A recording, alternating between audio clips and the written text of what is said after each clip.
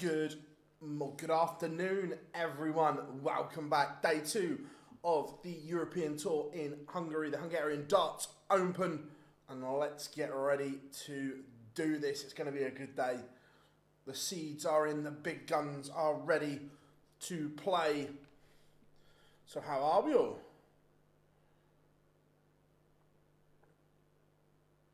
I hope everyone is good. Everyone ready to rock and roll. Dan Dawson on the stage today. Interesting.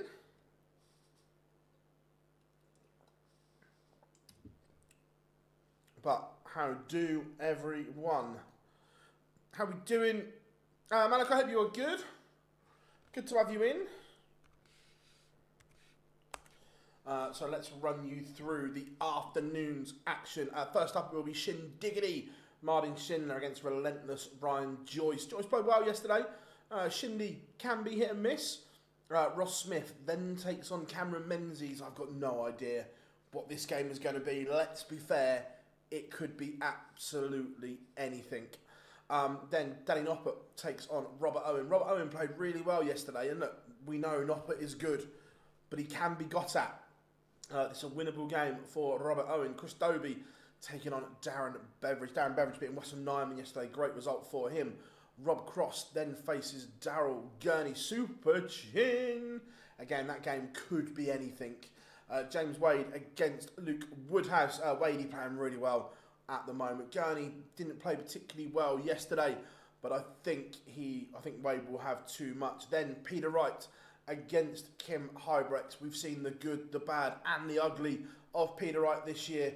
Which version will turn up, we'll find out in a couple of hours' time. And then to end the session, the rascal, the cheesy rascal, takes on Raymond van Barneveld. Barney played okay yesterday in spells, but look, Chizzy again, what version is going to turn up? Mark, good afternoon to you, sir. I hope you are well. As Swiss Phil is on the stage to get the players on. So let's go. For the first time today, we are ready to rock and roll.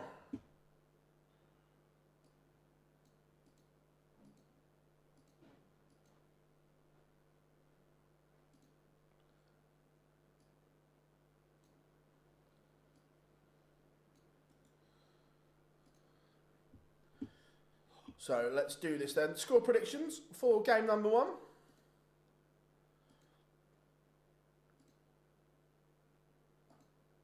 What are we going for? Who do we think?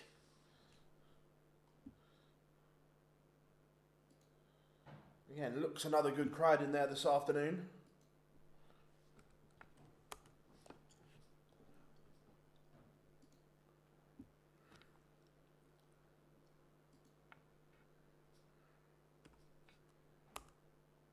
Here comes relentless Joyce on his way. Let's just getting my web pages loaded up. Darts Rankings ECT, so we know what's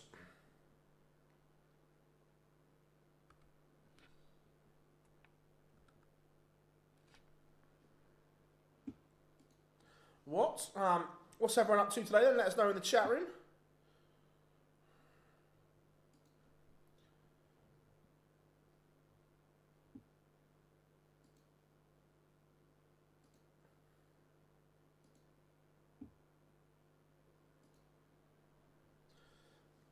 Joyce on the stage. Here comes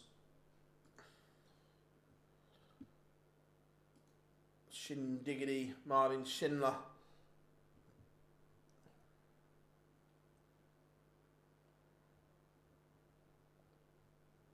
Here he comes. Let's do this, everyone. Match number 1 of 8.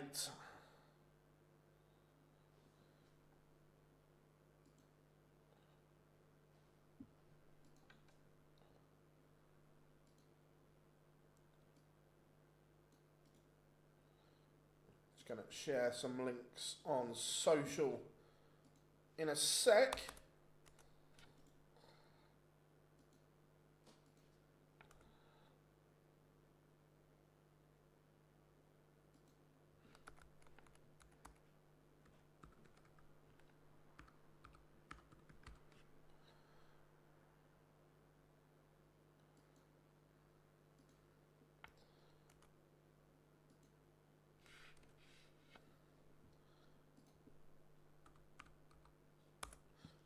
Shindy is on the stage. I'm looking forward to this game because it's unpredictable.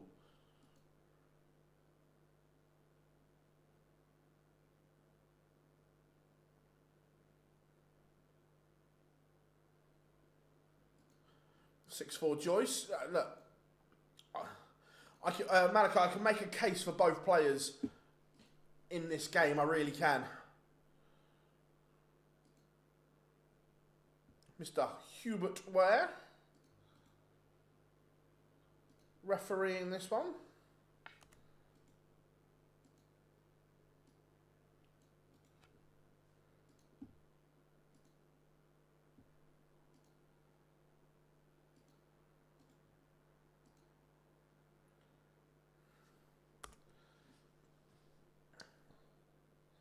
So both players are on stage. The practice starts are in the ledger.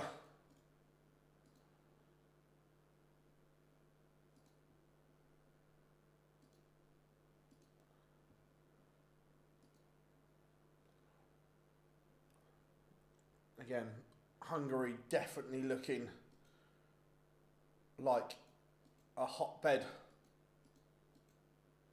at the moment. The fans that are there look super good. Brian, how we doing? Joyce 652 checkouts, over 100 plus for Joyce. Having a nice cup of coffee with some Walker's shortbread cookies. I like that. In Canada, whereabouts in Canada are you from, Brian? But I love that. Rob Holler, how we doing, mate?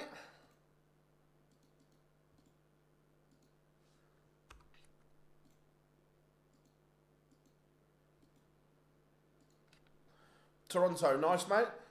Hopefully, we get a World Series there soon.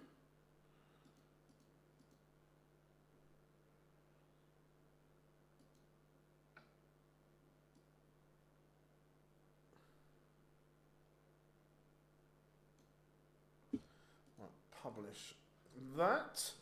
Right. Oh, it looks like... Has the scoring system malfunctioned already?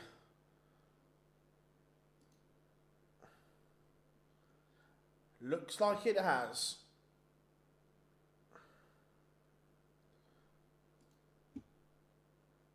Oh, Brian, 100%. It would be great if we could have the North American doubleheader of New York and then one Toronto.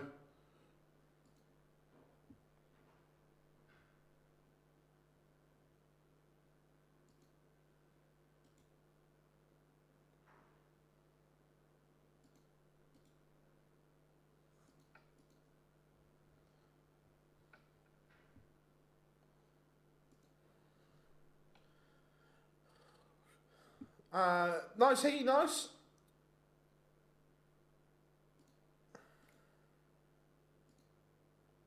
Good to have you in.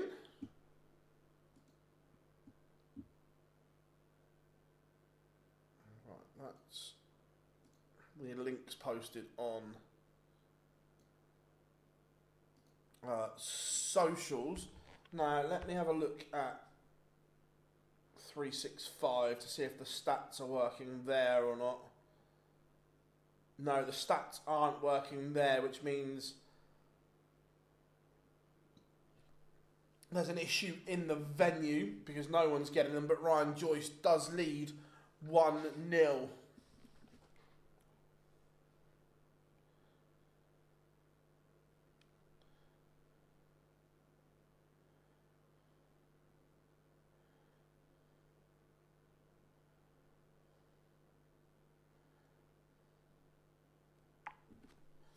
Just sent a message to someone to see what's going down. But we'll have to keep up to date old-fashionedly whilst watching. Let me just check the PDC live score page as well. Yeah, everything's dead. So there's obviously a fault in the venue. But Ryan Joyce looking good here. Just noticed that he's now. I might be wrong. I might not have just noticed it before, but he's actually now playing with custom relentless Ryan Joyce kite flights, where before he was just using relentless ones, if I remember rightly. Did anyone watch the CDC match? I didn't watch it all. I watched some of it. I think I fell asleep around 1 o'clock-ish. But I watched some of it. It was good. The production was good. Ruthless, that's it. And I knew it was one of them, Rob. Littler doesn't play till this evening, Leo. Afternoon, mate. An old school classic, yeah. From the old, was it Tommy's Darts catalogue, Rob, if I remembered that right?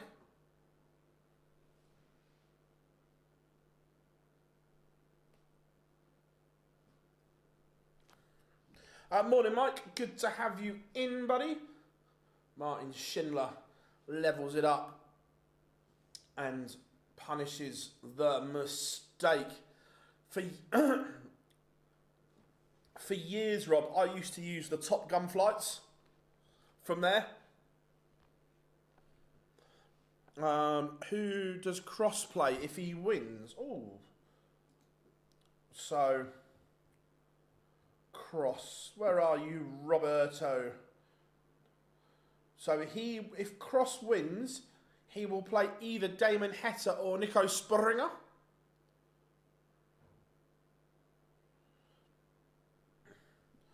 That's what I mean. That's part of the reason why Luke is not panicking is the wrong word, but he uses those old school pentathlon flights, like the proper old school ones, and the new ones aren't made the same.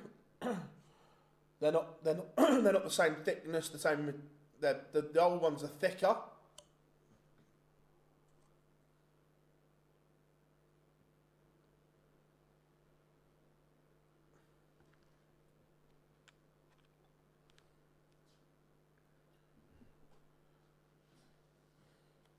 How are we doing? Last suspect, hope you are good, buddy.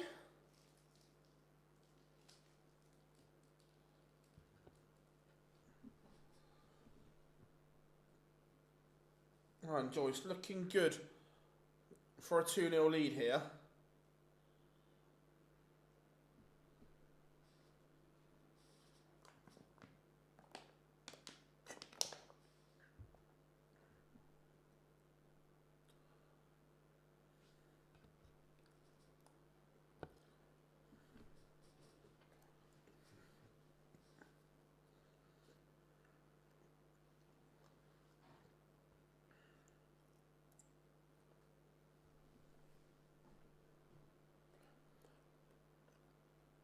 Few surprises. Yeah, there was some shocks yesterday.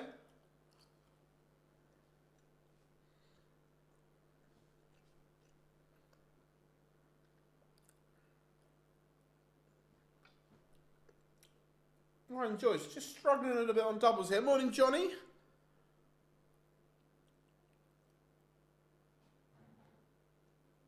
We're talking about Luke and his flights. Yeah, I agree. Because he's played with them so long, Johnny, I completely agree that it is in his head. I'm with you there. But look, once his supply runs out, then he's going to have to change.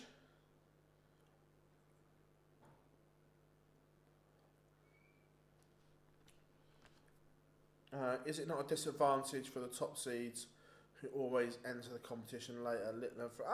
I think there's pros and there's cons for both, Leo. Some say the others have an advantage because they've already played, and some don't. So I think it's very much an individual preference.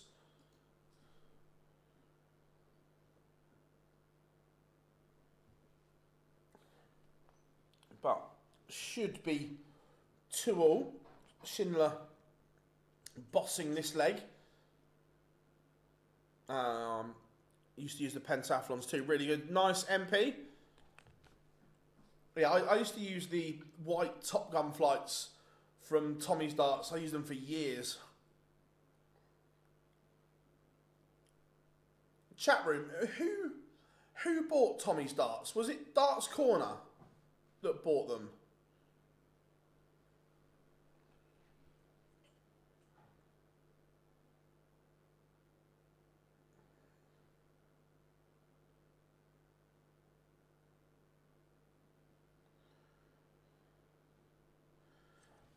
He'll be asking for flights back from the crowd soon.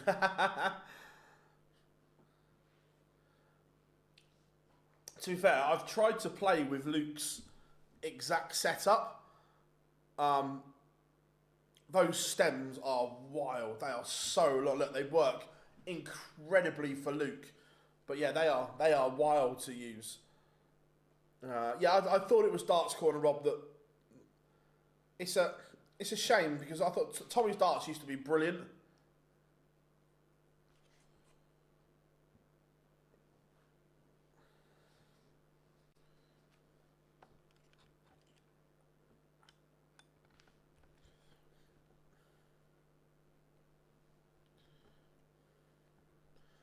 But 2-2 in this one, and Martin Schindler, for the first time, is asking questions of the Ryan Joyce throw.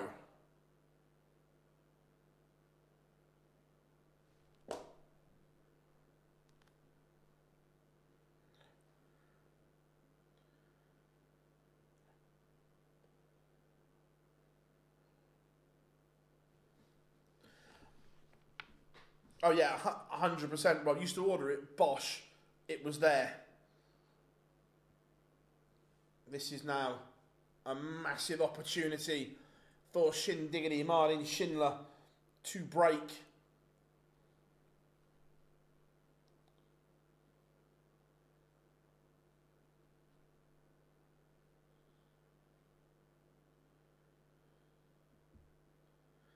Yep, the nuke, congratulations, passing his theory test. Now I'm pretty sure it won't be long until he's on the road.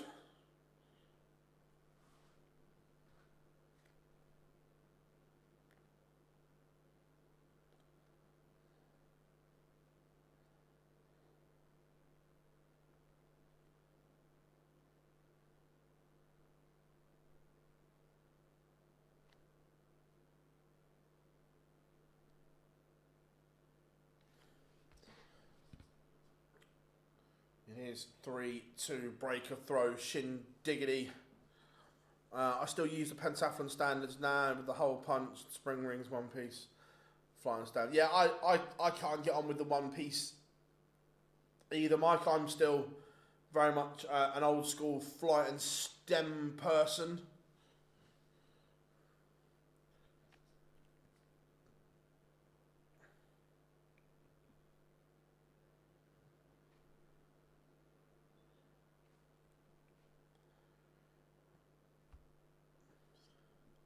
But Schindler has seized control here.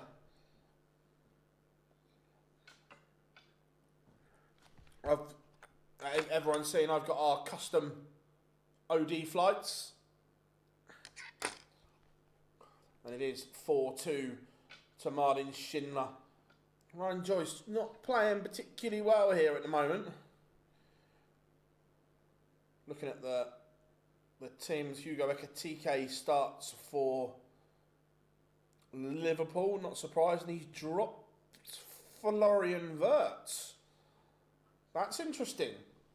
Between Wirtz and Isaac, there's probably, what, 250 million worth of pounds sat on the bench.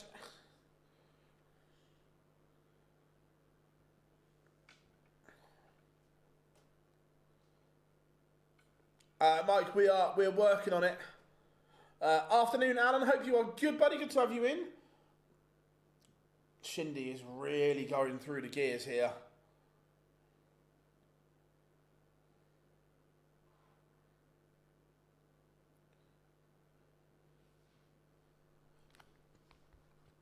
He is playing lovely.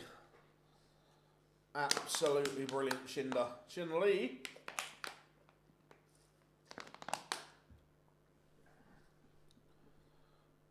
Hey, we've got some scores coming on. We've got some catching up to do now, boys. Come on.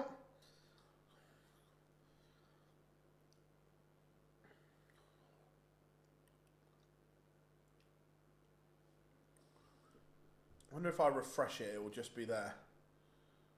No, they're still putting them in manually.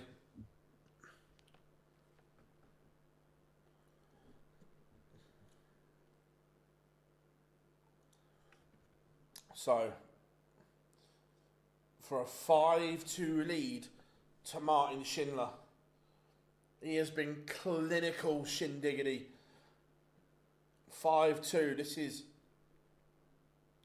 a brilliant performance.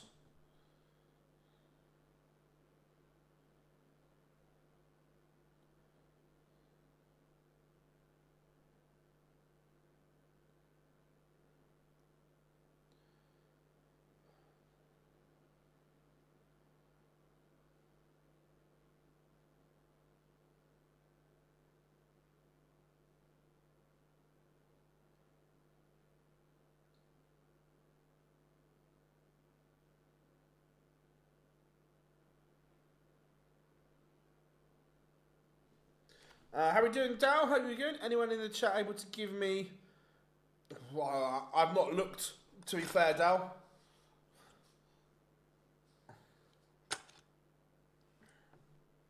What's my take on the Matchroom series? I really enjoyed it. I thought it was good.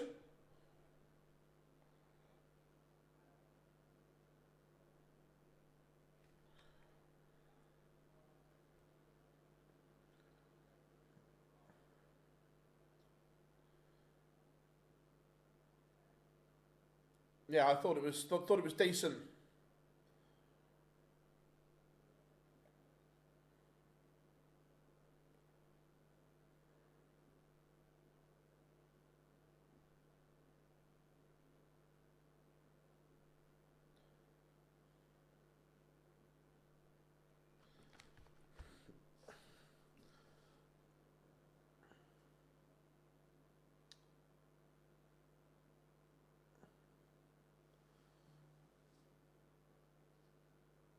Shindiggity is 187 points away from victory.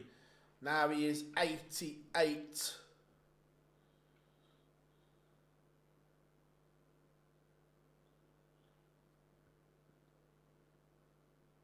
Is it all over here for Schindler? 88 for the win. 18 and ball. Bullseye for Schindler. Misses. Yeah, no, there was a lot of Paul in there. To be fair, I didn't realise Paul was actually so big, Rob, if I'm being honest.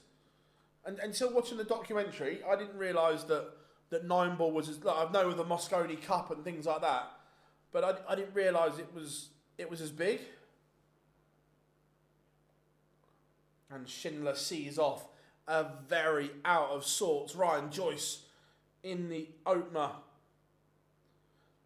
Didn't play well there at all. Did the man from Hartlepool. Yeah, it was just the it was just the size of the pool side of it in the documentary. I thought the documentary was really, really good. I thought it was well put together.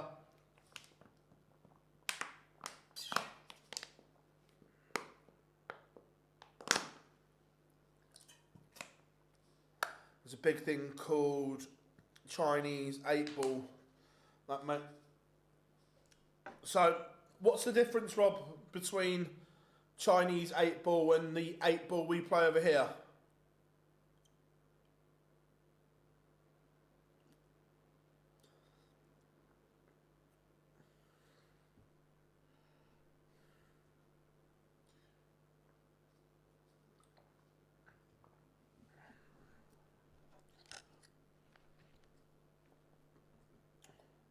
So, quick break in the action. And then coming up,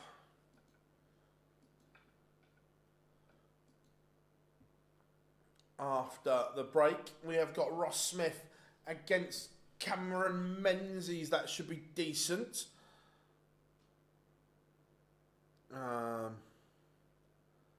It's like 9-ball ball size on a small snooker table. Right, okay. I used to play in our pool league many years ago. I've not played for probably 20 years, if longer than that.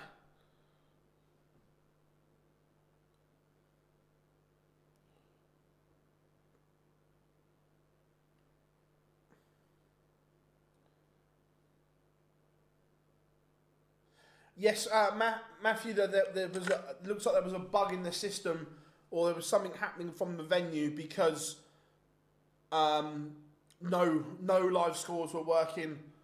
Whether it be the one we use, the PDC site, they were all down. So hopefully they've got it sorted.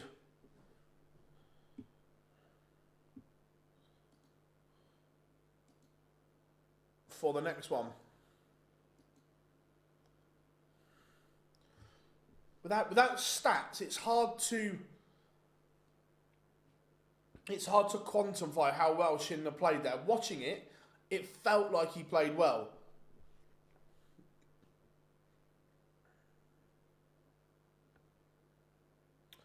Martin Schindler won 6-2.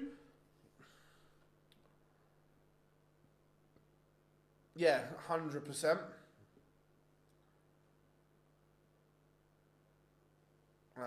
Gary Clay. I've never seen Gary play snooker, so I don't know. But having watched Sean Murphy play darts, I can categorically say he's not hit a 9-darter.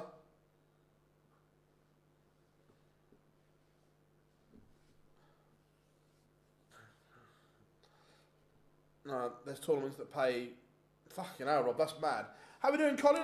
What's my most treasured player's shirt you have in the office? In the office, it's probably one of the ones you can't see. So over in that corner, I've got Alex Spellman's pink shirt, only one made. And I've got Brendan Dolan's Christmas shirt, again, only one made. But at home, I've got three. One of them people will think nothing of, but it's my signed Paul Nicholson shirt. Everyone knows what a fan I still am of Nico. And then I've got Gary Anderson. I've got a signed... here we go, the stats. Yeah, I thought so. Martin Schindler, front 9 average, 105, 99 average. I thought he played well. So yeah, I've got Gary Anderson's shirt from the World Cup. I think 2018 or 2017.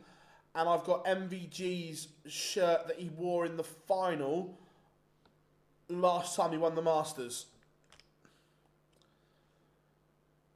Schindler won 6-2, Co. Look, the thing is, you can fluke a hole in one, and I don't mean that disrespectfully, but anyone can hit a hole in one. If you're on a small par 3, anyone can make the green. So anyone can hit a hole in one. How are we doing, the unknown? Hope you are good.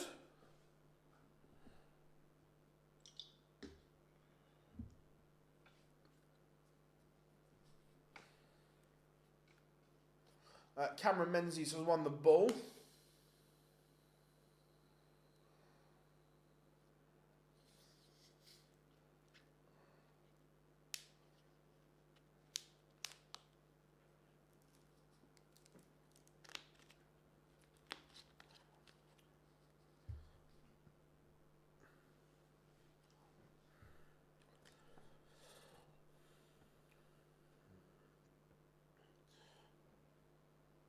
Let's just check. Yeah, we still got the same song.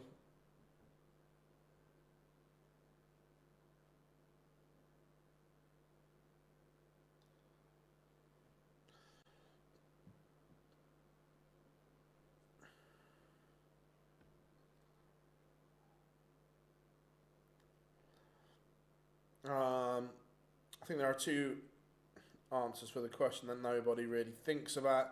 An amateur player 147 is way harder than a 9 darter, a hole in one, but for a professional 147 is easier than a 9. Yeah, that's a good point, Robbie. Like I say, yeah, 100%. Out of them all, the hole in one is the easiest.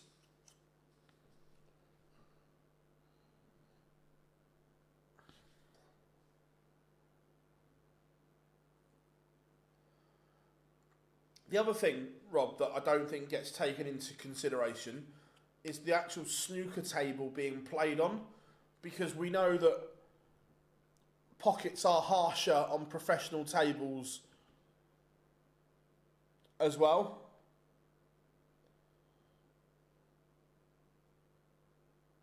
No, Barney says he's not retiring anytime soon. Interview on our YouTube channel. My missus at Bullseye first start the other day. Nice. How are we doing, Kay? Hope you are good. Are you expecting good? I don't know. And that's the thing, Kay, that I don't know. I don't think they know what they're going to do. So we've got no hope. Martin Schindler won 6-2. There was an issue with there was obviously an issue from the venue. First game, Martin Schindler won 6-2. I don't know if they have... Oh. No, it's still...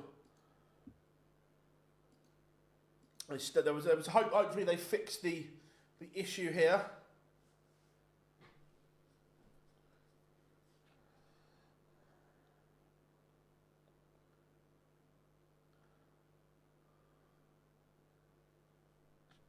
No worries, Co, no worries at all.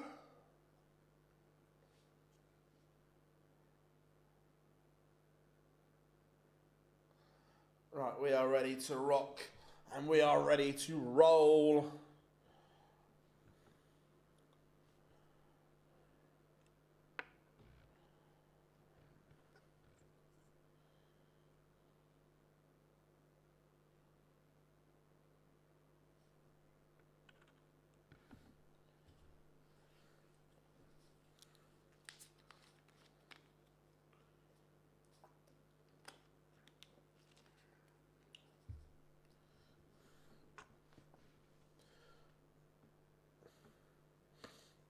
Right, Menzies gets us underway and it looks like they've fixed the issue. So here we go. Scoreboard is working nicely. And Menzies, positive start for him here.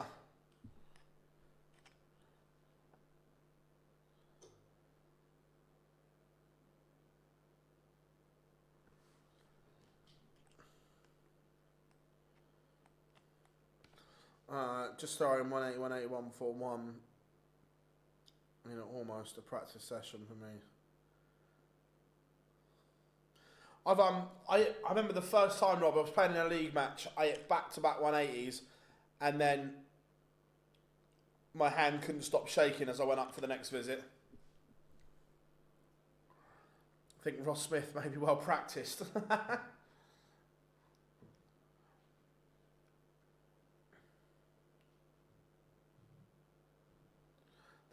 They all love a practice. They all love a practice.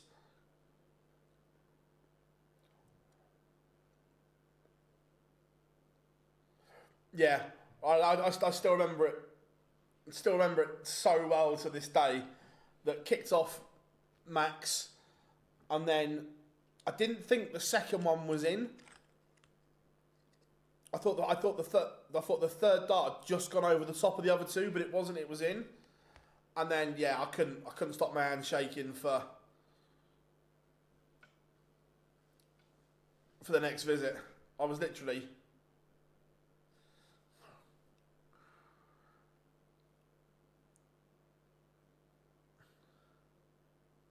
Yeah, I think they fixed it, Bob, which is good. And there is a break of throw in leg one. Ross Smith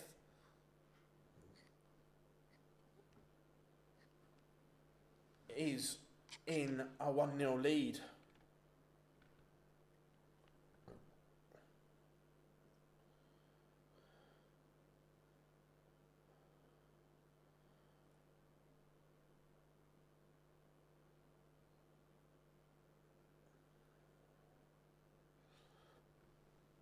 tell you what I have been having a slight chuck with is the MVG Adrenaline dart. Now, the barrel is just a little bit too long, but I really love the grip pattern on it.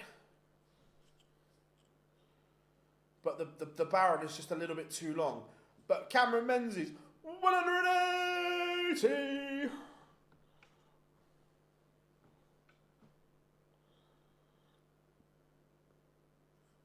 Are we going to get a break back? Oh, brilliant math from Ross Smith. The 162 to leave 143. Super stuff. Who won the first game? It was Martin Schindler.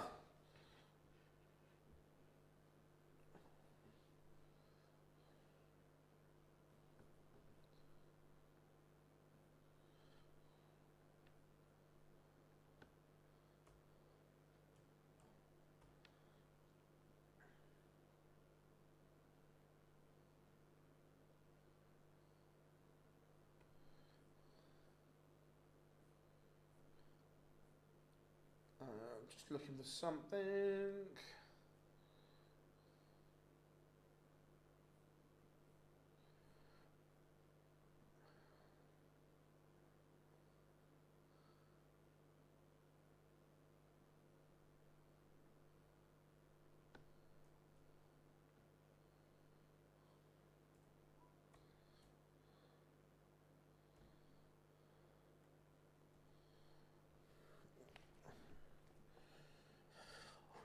But yeah, right, let's have a look. I think Cammy is safely in the European Championships.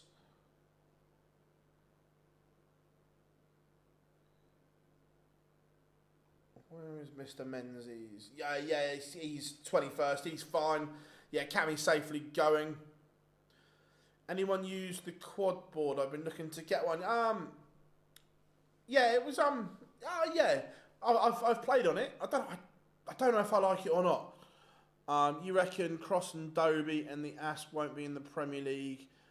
As it stands, yes, I think those three miss out.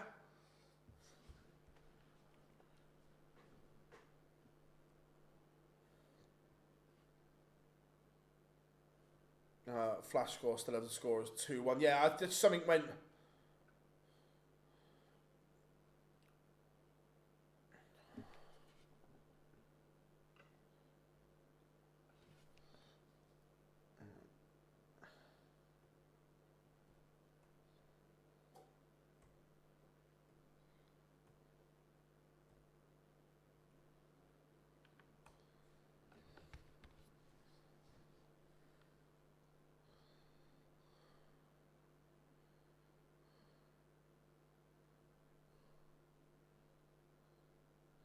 I'm just trying to find something. 2 seconds.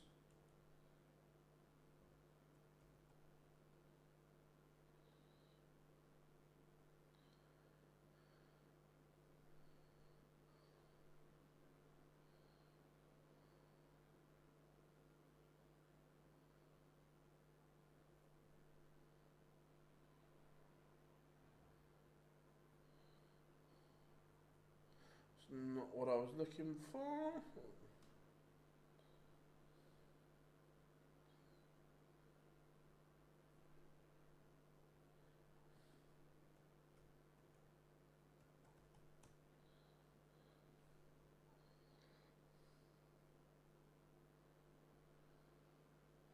Or is it that one?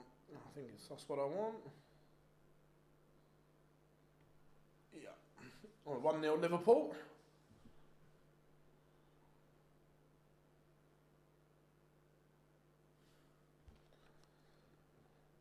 Not yet. Still trying to work on one.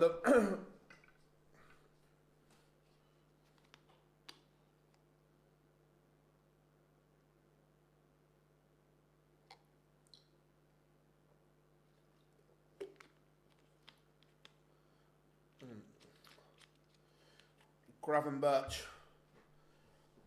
scored for Liverpool. And this game's just got a little bit messy. What happened to the first game? Martin Schindler won 6-2. It looks like there was an issue with the internet or whatever in the venue for the scoring app, but I can promise you that Martin Schindler won.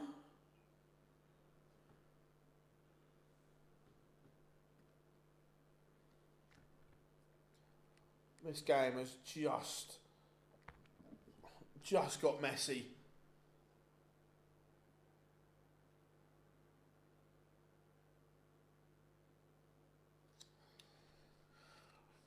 It is a marathon on double one. It's the Red Lion against the Dog and Duck on a Friday night. Nearest the ball, chaps. And Smudger has also missed.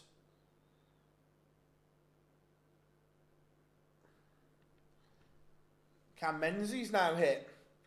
No, he can't. Are we getting into the longest leg territory?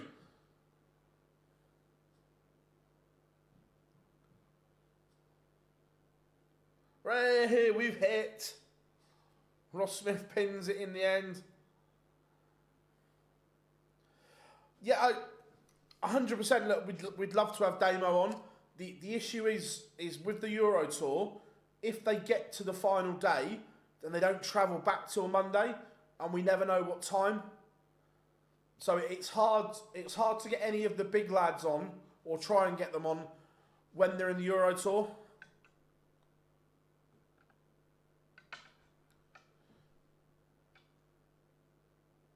But we've had 3 legs and 3 breaks of throw. What's happening here as Ross Smith conducts the audience after pinning double one? Cammy's laughing along.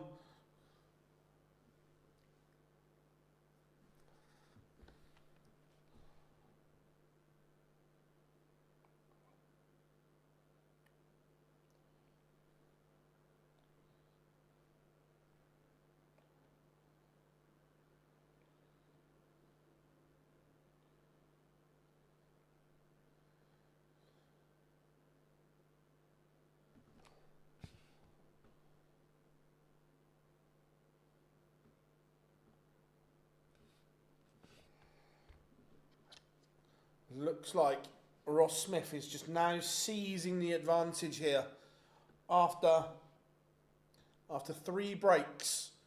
Double 16 for a 3-1 lead. Who do you reckon replaces the 3 in the Prem? So I think Josh Rock is a dead cert for me. And if I'm picking it at the moment, I think Clayton and Wade come in.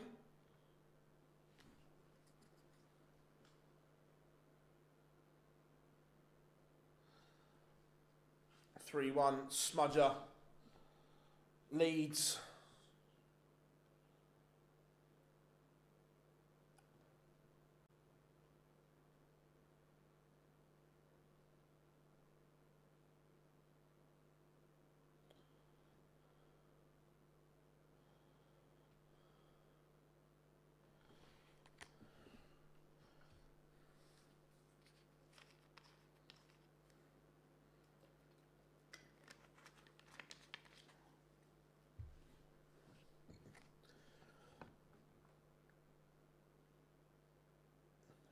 $180.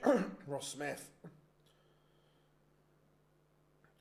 I'd love to see you interview Leighton Bennett. There is Dow, but the problem is, 1, I don't think he'd tell the truth. 2,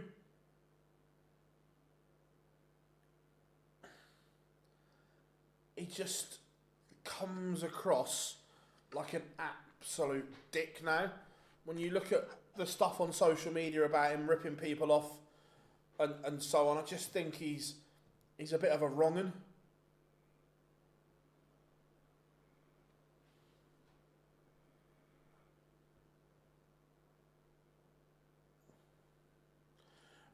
You think if Bunting drops out the top 4, that no, I think I think even if Bunting's outside the top 4, he gets another crack. Cameron Menzies does hold. Ross Smith had a chance there for a 4-1 lead. Didn't take it.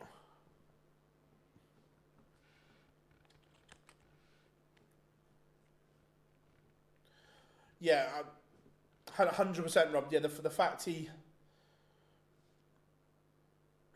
Yeah, the fact he was a dick.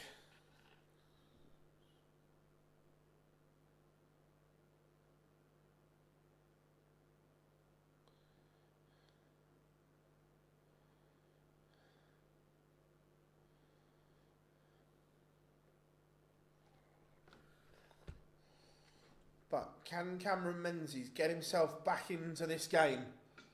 It's topsy-turvy, that is for sure.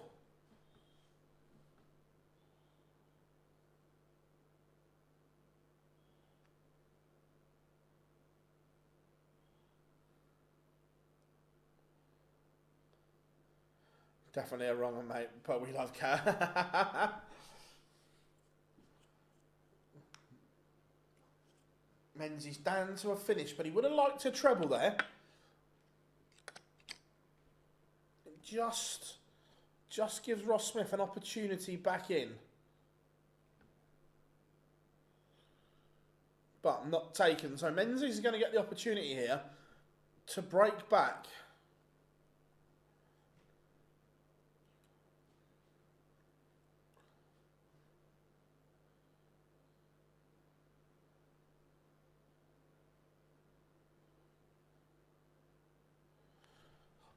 Do you think he will come back in 2032? Probably. If you look at it, if you look at his socials, he's still playing in local comps and everything now, so he's still playing. So I would assume so, yes. Menzies misses double 19 for 3-all, but this is a big ask for Ross Smith. Interesting that you went 18s there. I'm guessing the lie wasn't good because surely you would follow the first dart. And we do have a level game. Cameron Menzies levels it up. At the 6 legs, 4 of them have been breaks. What's going on here? Who do you think is the next winner? Winners of the next big majors? Right now, it's hard to look past the obvious. Johnny, Luke, Gezzy, you have to put Michael back in that bracket now, and Josh Rock, I think, are the front runners for all the majors at the moment. I put a quid on Paul him to win the World Championship. Fairs, what did you get? 1,000 to 1?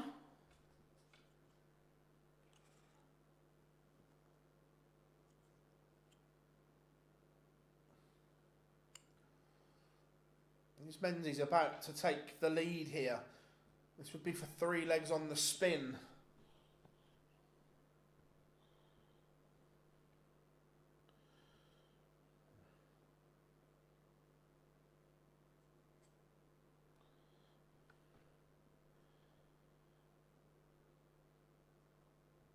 Yeah, I agree, Paul, that he's not played well here. I completely agree.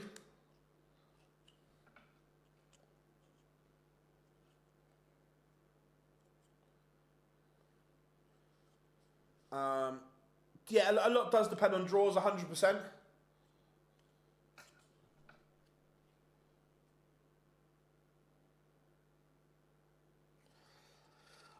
How long will Littler step back for after this tournament? Littler will play... I don't know if he'll play in Basel, but 100% he'll be at the World Grand Prix, which is only a couple of weeks away. Cameron Menzies leads once more 4-3. Now 3 legs on the spin for the Maverick Scotsman.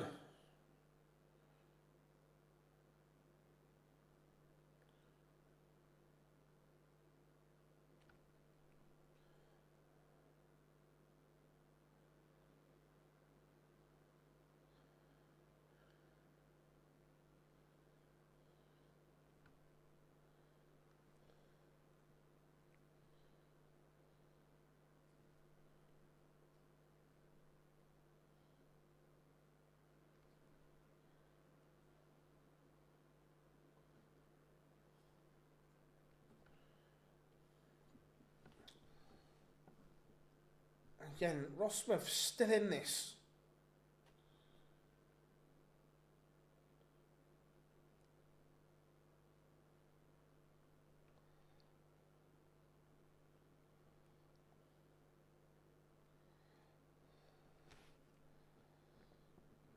Is the Grand Prix the only TV event which Littler hasn't won a game? Oh.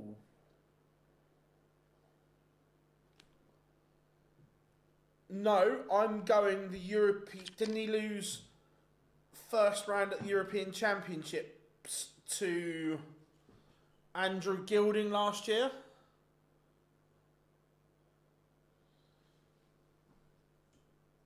So I think the Euros as well. Couple of years, Charlie Manby is really good.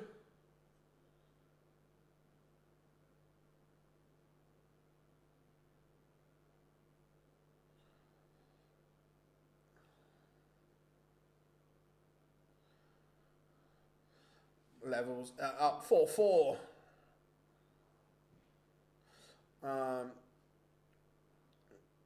Will be in the mix. Shame City Rule will deny him.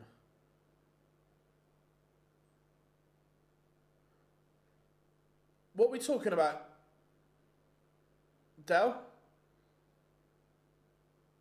What rule are you talking about?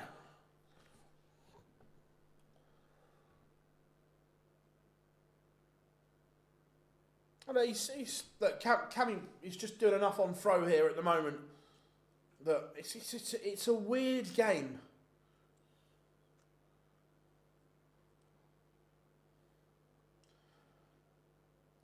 Oh right, yeah. Sorry, yeah. I was thinking about the Q, like going to Q school. Yeah.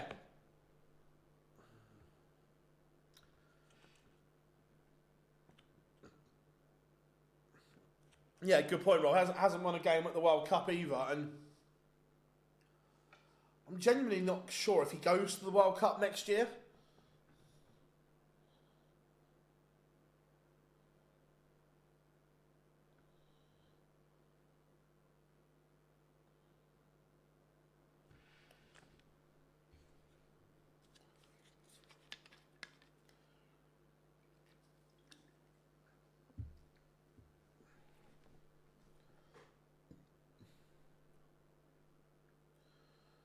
But Cameron Menzies in complete control here, looking to go within one.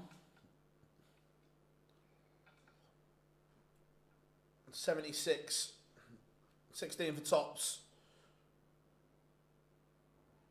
That's better from Menzies. The little combos are now starting to go. After a sluggish start, Menzies is now one away from victory.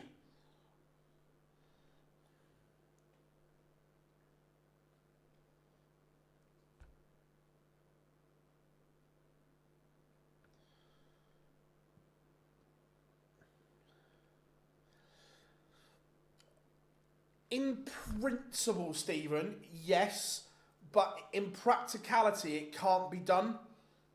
And the reason I say that is all the big venues, for argument's sake, let's say Wales won the World Cup, which is more than feasible, or Scotland, that the only venues in the country you could hold them in, those venues are booked out 2-3 years in advance for tours. Sports promotional companies hold dates as well, so it would almost be impossible to do. In principle, I love the idea, but the practicality of it just doesn't happen. How are we doing, Joe? Hope you are good. How are we doing, Warren? Good to have you in.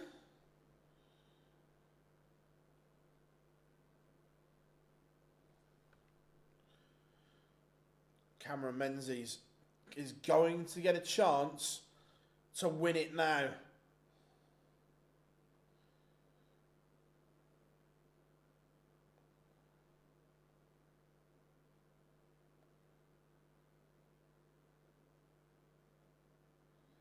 and win it now. He does. Cameron Menzies is a 6-4 winner.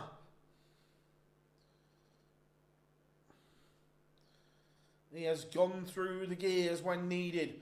And Cammy is into the final day of reckoning in Hungary.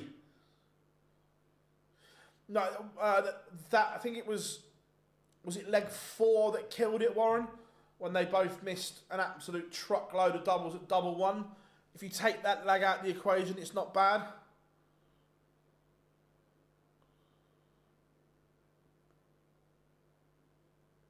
He's just better than 66.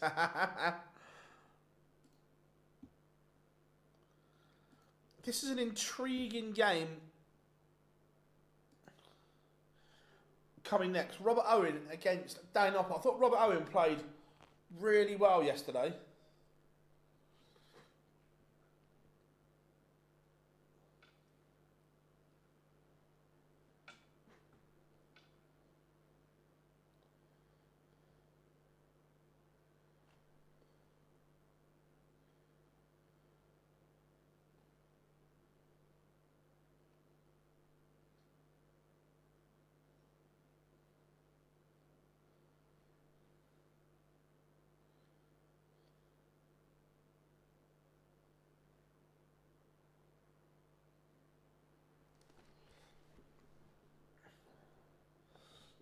Robert Owen has won the ball as well. What's your opinion on Ryan Branley? I think Ryan's got a lot of ability. There is talent there. I'm not convinced on his throwing action. If I'm being honest, I think it's a little jerky. I don't like the movement in his throwing action, but the boy can play 100%. I'm just picking technical bits that I'm not quite keen on. But yeah, no, look, Ryan's a good player. So what do we think on this one? Noppert and Rob Owen. Look, this is a big game for Rob Owen here. Can he make the European Championships? I doubt it. No. He'd have to win. But for him, this is all about the World Championship race. Because if he wins this game, he goes within £1,000 of the World Championships. And everyone above the line is out up to Darren. Darren Beveridge is the only one in up to 26th, and that's Venstra. So look, because of the draw, there's a strong possibility that Venstra and Darren Beveridge and Tricol all go today. So there's a massive chance for Rob Owen here. How are we doing, James? Good to have you in, buddy. Afternoon. Hope you are good. Mitchell Lawrence. Cool.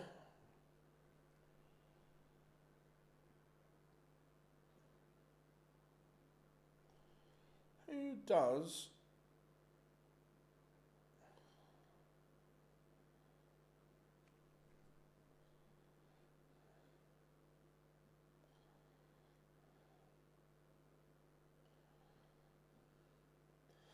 this is the third game. Martin Schindler beat Ryan Joyce, and then Cameron Menzies has just beaten Ross Smith.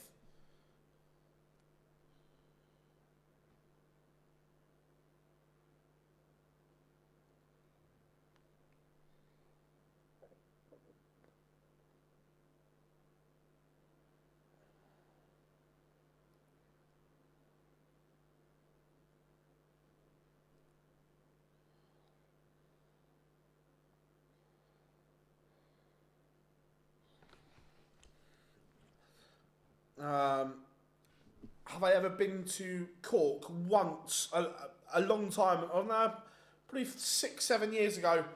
But yeah, lovely city. Where have I been in Ireland? I've been to Cork, obviously Dublin, Dundalk, and Galway. Galway was lovely.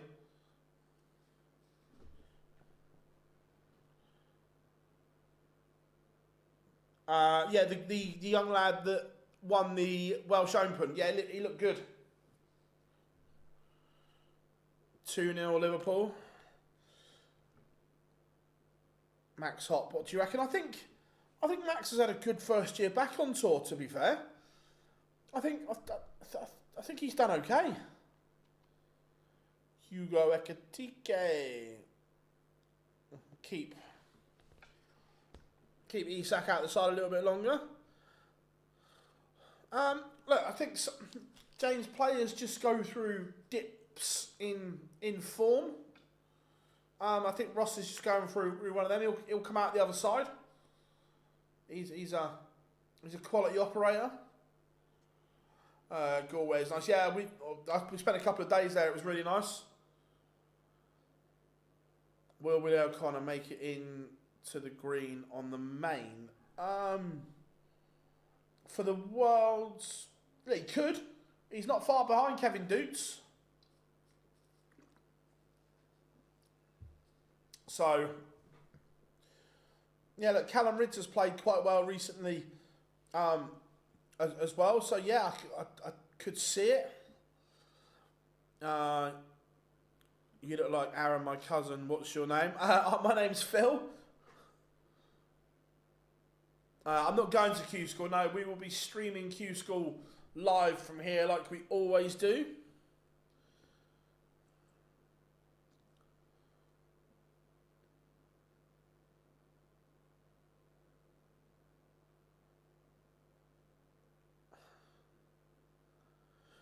Wasn't because of the darts. It was after the Coldplay concert fairs.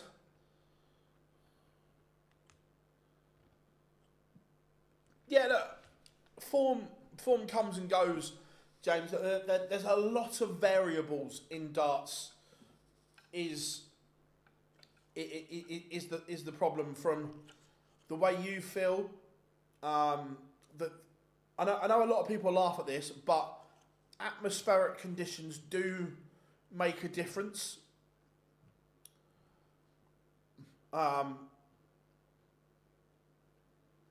Remember, as soon as the dart leaves your fingers, it's out of your control, and your timing's only got to be a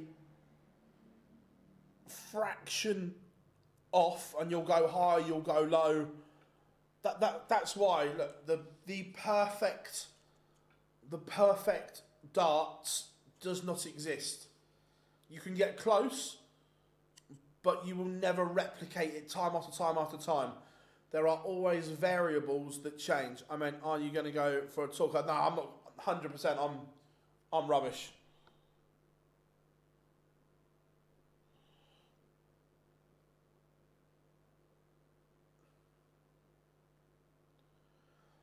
Do you feel sometimes the dart schedule makes it harder for some players? Yeah, look, so, yeah, if you are Luke Littler, Luke Humphreys, Gezi, Michael, well, not so much Michael at the moment because he's not in everything. You do have a little bit of grace and you do get to pick and choose, but look, ultimately, you've got to manage your schedule. Just told my dad, Mr. Flight of the Dart, Schindler. Yeah, Schindler is small. Do you reckon there are any dark horses for the majors this year? No, I don't think so. It depends. It depends what we're calling a dark horse.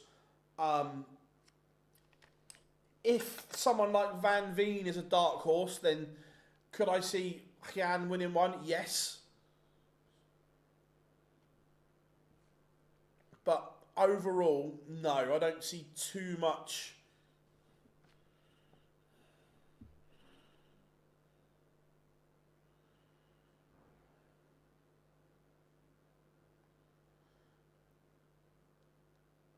Yeah, I could see Josh. I don't think Josh is a dark horse anymore, though. after winning the World Cup and the manner of the performances. I don't think Josh is a dark horse. I don't think anyone would be, wow, Josh Rock won a major. I think it would be like, yeah, he's playing bloody well.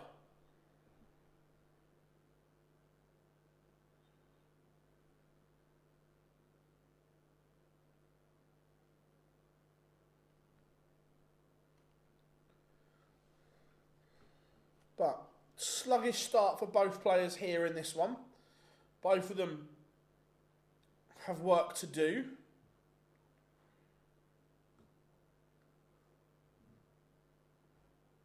It's good for him. Yeah, 100% Andrew. Bang on. Absolute bang on, mate. Black Beauty. What? What a horse.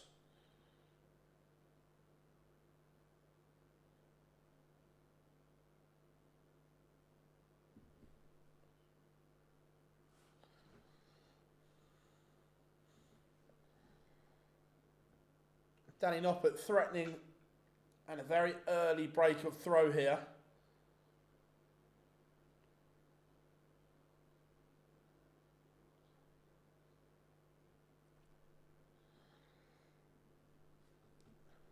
$84 for Noppert.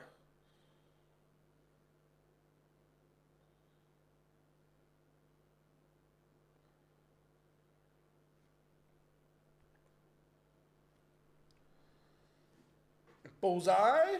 Misses. So, chance here for Robert Owen. It's on.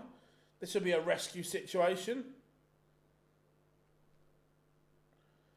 Tops. Misses. He's had a chance. He's had a chance.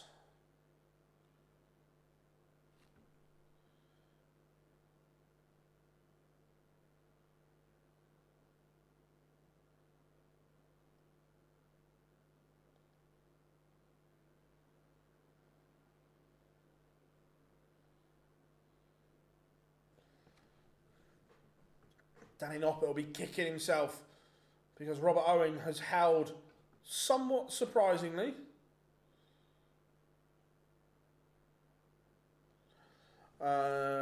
Just seen Phil interview yesterday.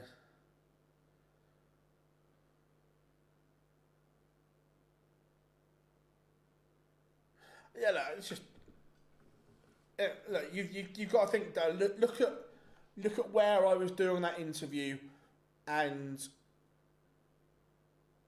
whose event it was, and look at all the players he said. Don't get me wrong, I actually agree with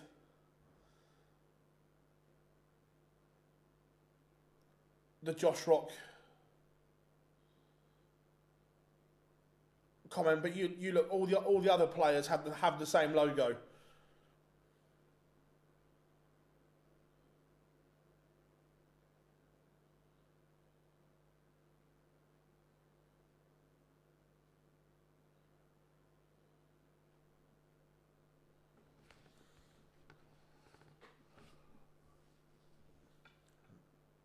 Neither player will be particularly happy with their start here. Like, would you count Rob Cross as a dark horse? 180! I think it's hard to class a former world champion as a dark horse, and look, he's got work to do on his game at the moment, Rob. Danny Noppert to level us up at 1-all. It's getting a bit messy. Pins 1-all. Last die in hand comes to Noppert's rescue. Did you interview Feel the Power, new thing on your channel? Yeah, Andrew, the interview is on our channel. Yesterday we put out interviews with Phil and Raymond. We've got a load more to come out as well over the next couple of days.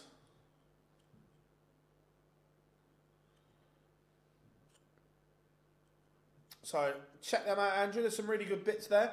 Like I say, 2 came out yesterday. We've got loads to come out over the next few days.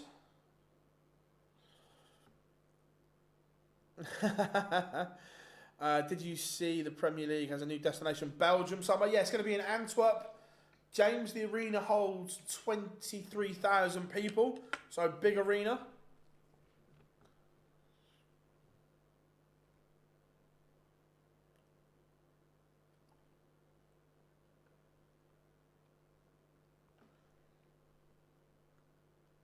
Nice, Rob. Have a good time, mate. See you this evening, hopefully. Are you going to watch today?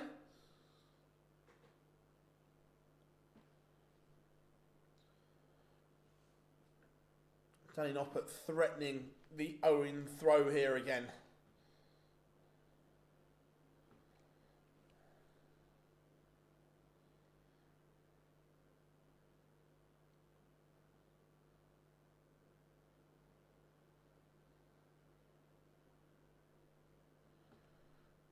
But that slack visit lets Owen off.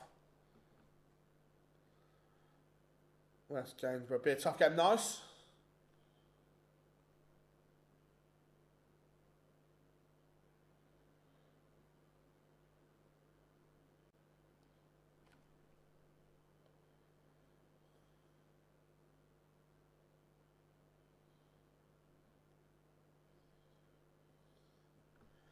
And Rob Owen holds his nerve. He knows this is a big game.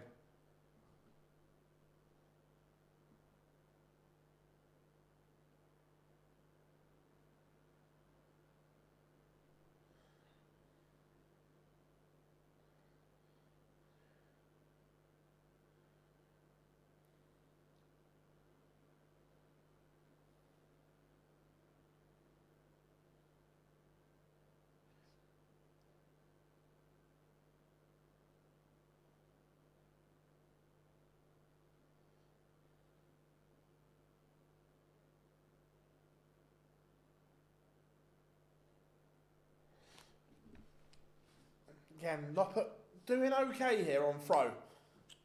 This game's been weird. It's been 1 minute you think one's in control, the next minute the other one drops off.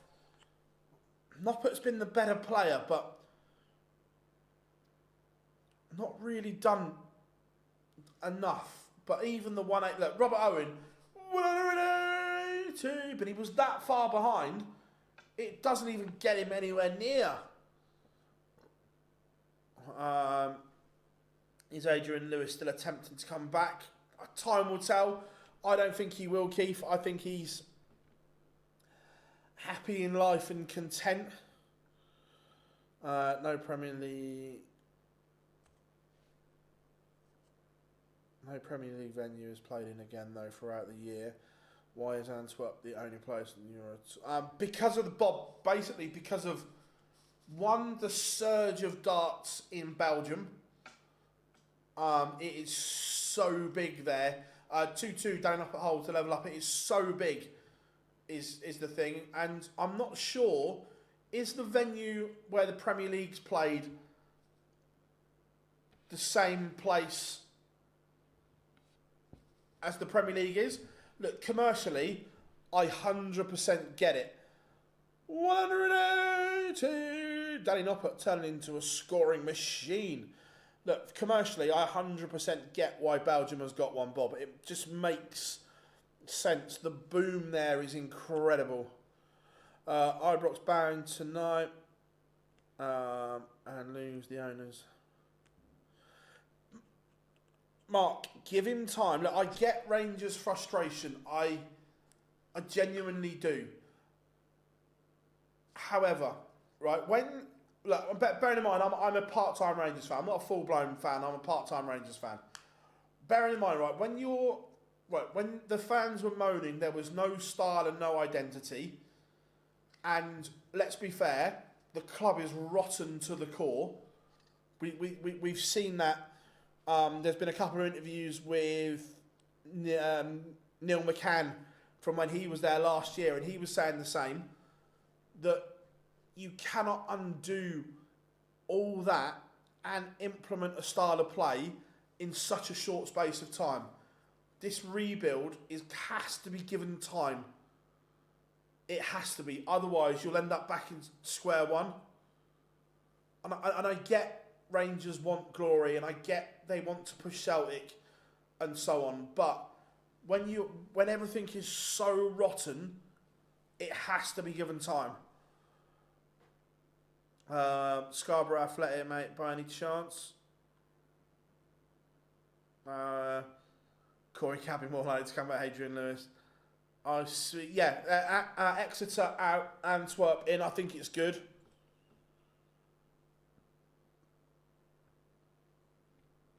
Rob Owen back in front, 3-2. You just feel that Noppert is doing everything right apart from breaking the Owen throw here.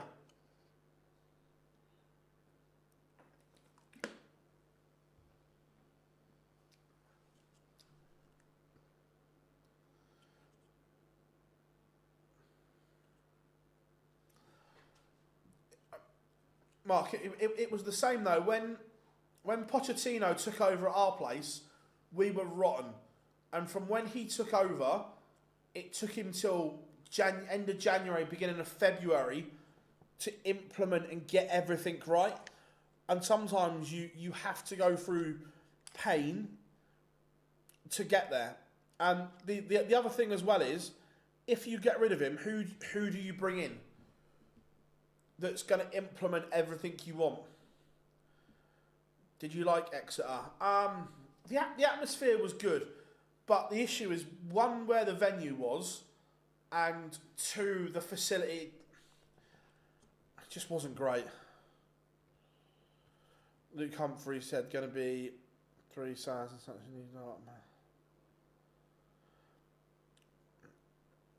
Said going to be 3,000 sets of his new darts made. They sell for it. Yeah, but you think the player doesn't see £80 for selling it, Dal? Look, do they get royalties? Yes, but we're talking a small percentage.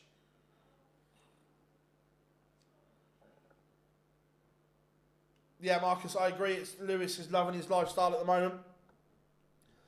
Danny Noppert levels it up 3-3, 6 legs in. We are all square.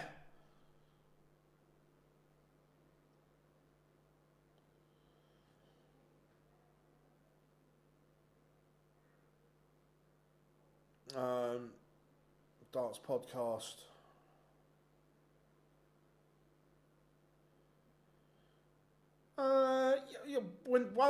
One, Keith, we're not just a podcast, we're a darts media channel. And two, we are all football fans as well. So there's going to be football chat, there's going to be boxing chat, there's going to be wrestling chat, is the thing. So we're all sports fans.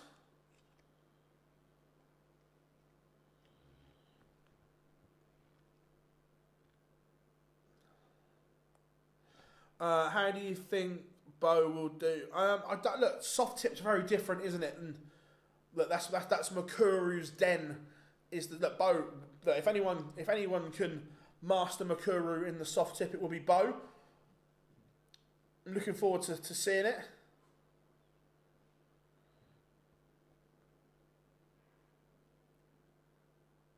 James, let's be fair. Most Rangers fans didn't want him there from the start, which was short-sightedness. There was too much air of self-entitlement from Rangers fans. Like the old cliche that I heard a lot with, he's not a Glasgow Rangers manager, which was the most shit thing I'd ever heard in my life. With the greatest respect in the world, it's Scotland, Scottish football. Keith, no dramas, mate. Like I say, yes, we are a darts media channel, but we always have a little break off at some point and just chat sport in general, mate. Which is why I think people like it. That is there. Danny Noppert the pressure has finally told. That break of throw has been coming for a while. Noppert has been the better player here, and finally he has a break of throw to go with it, and then kicks off 180.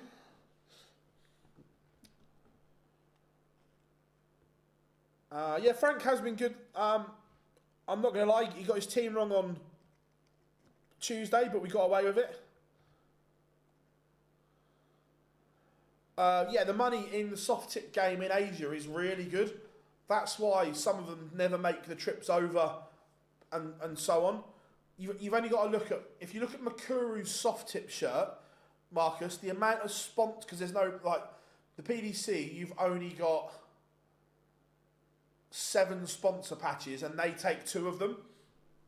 They're the rules. But if you look at, there's no rules in soft tip. Makuru's shirt is like a Formula 1 car.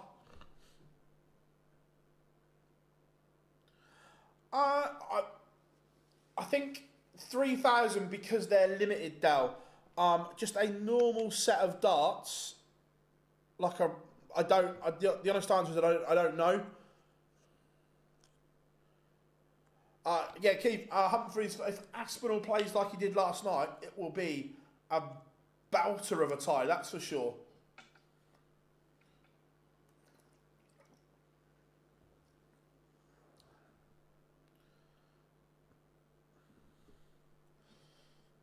I don't mind 2 of them on 180 for Robert. I don't mind 2 of them on that list, James. One of them I can't stand.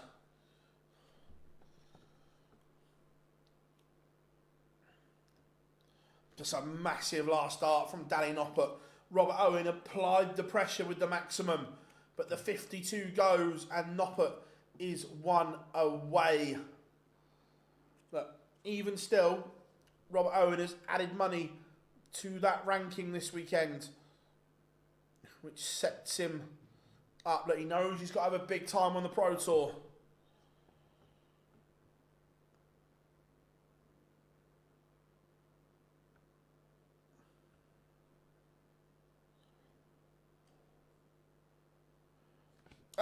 To be fair, Malachi, look, Noppert's not... He's methodical, but he's not ridiculously slow like some of them.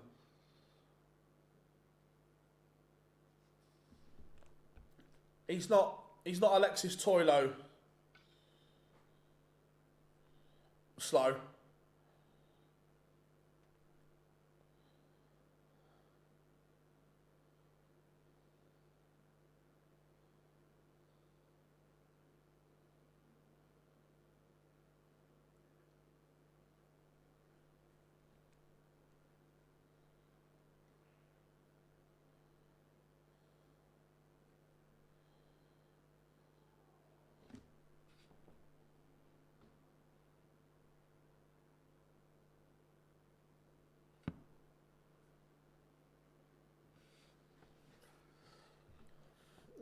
Rob leaving the old 162. How are you taking that one out, my old China? Need Chizzy to win today. Help the Magpie for the Grand Prix. Yes. No. Owen keeps this one alive, forcing.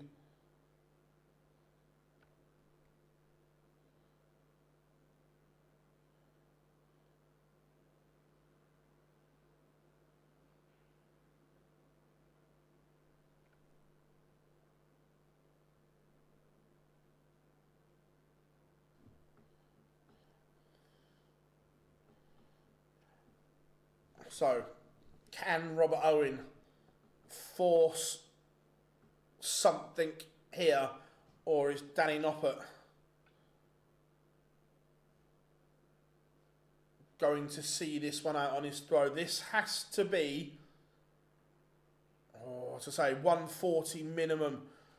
One on the floor does not help.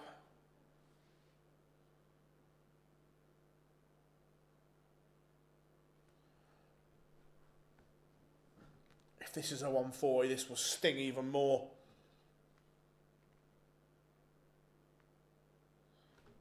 That stings.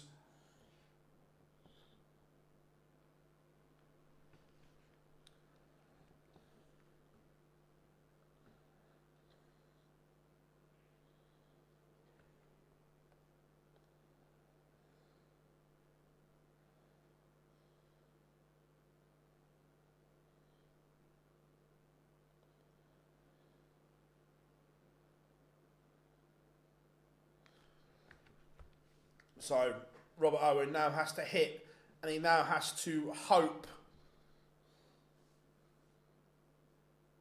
He's on a finish now. He's relying on Danny Noppert missing.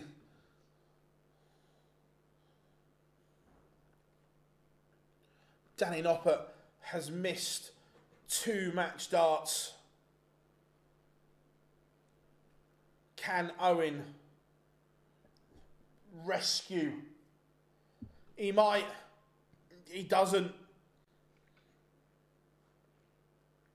He had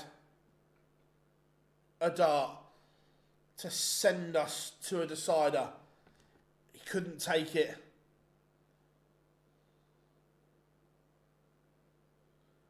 But he's missed again. It's a disaster for Noppert.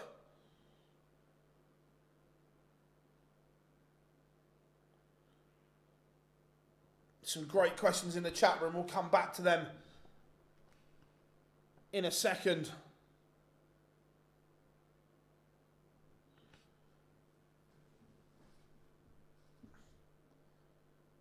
This is massive, and we are going the distance. Has Robert Owen just come favourite again? For the first time, Robert Owen's average is more than Danny Noppert's. It's a dramatic twist. Yeah, they are quite methodical in Asia, Marcus. How do you rate England's chances in the Ashes? It all depends on what team they pick, James. We've got the bowling attack to do it. I don't rate our current top 3, though, is the issue.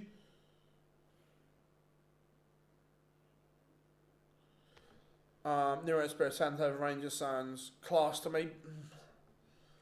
On paper, it might sound class, but when you start getting the Nuno football, it may not. And bearing in mind, we had him at Spurs, so I know what the football's going to be like.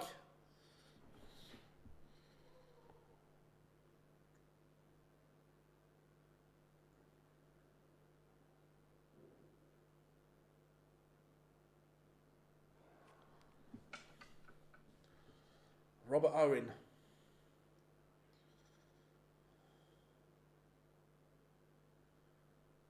He's now favourite for this match. Afternoon Phil en route to Old Trafford, not confident. Now look, if he picks the right team, he's got a chance.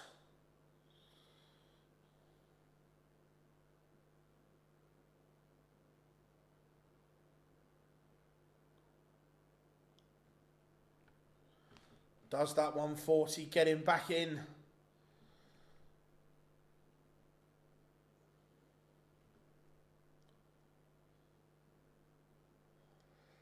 Not the best.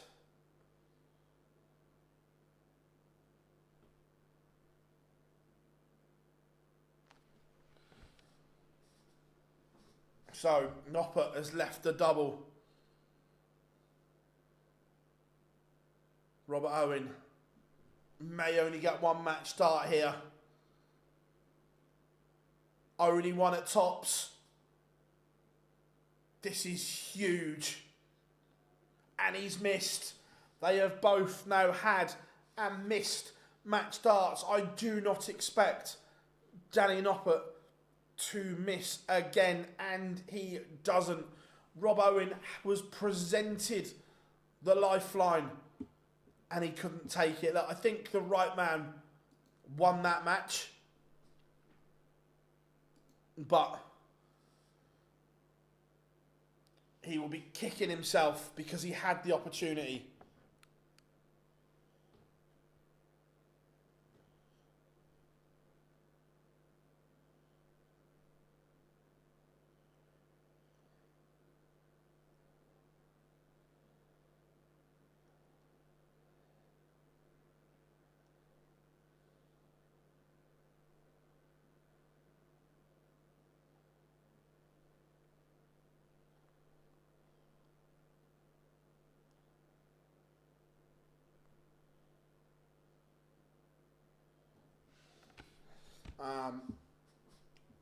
Right, let's go dive back into the chat room.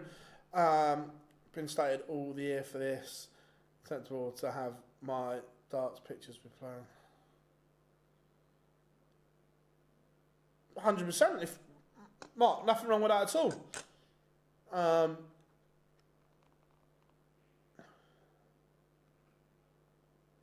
Nothing wrong with that at all, Mark. Australians paces against our top three. Yeah, I agree. There's a player in Ben Duckett, but he's massively out of form. Crawley and Pope, I'm just like, meh.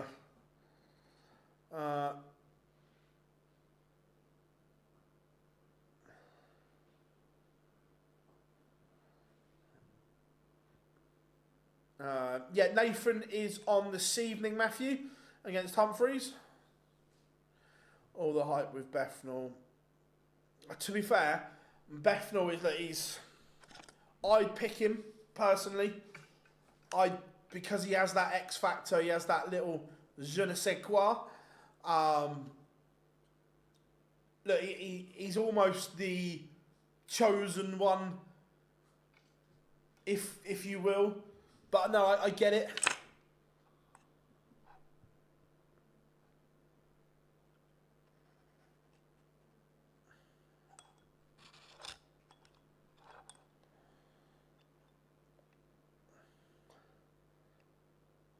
No, I agree. Look, he's the problem is though is as a nation we have spent so much time, money and focus on limited overs cricket that the old school test players aren't there anymore.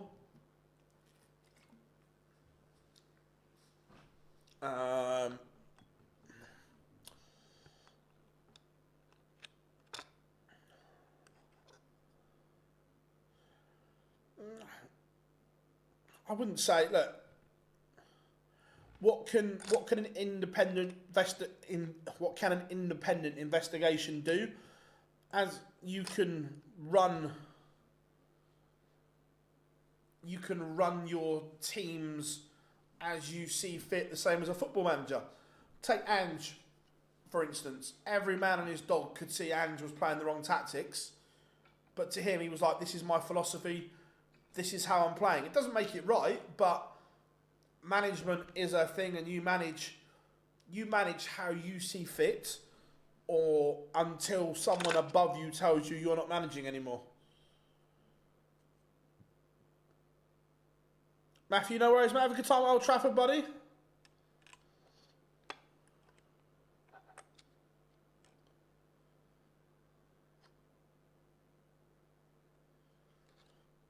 No, I think times change, if I'm being honest. But got long gone of the days where it was all prim and proper.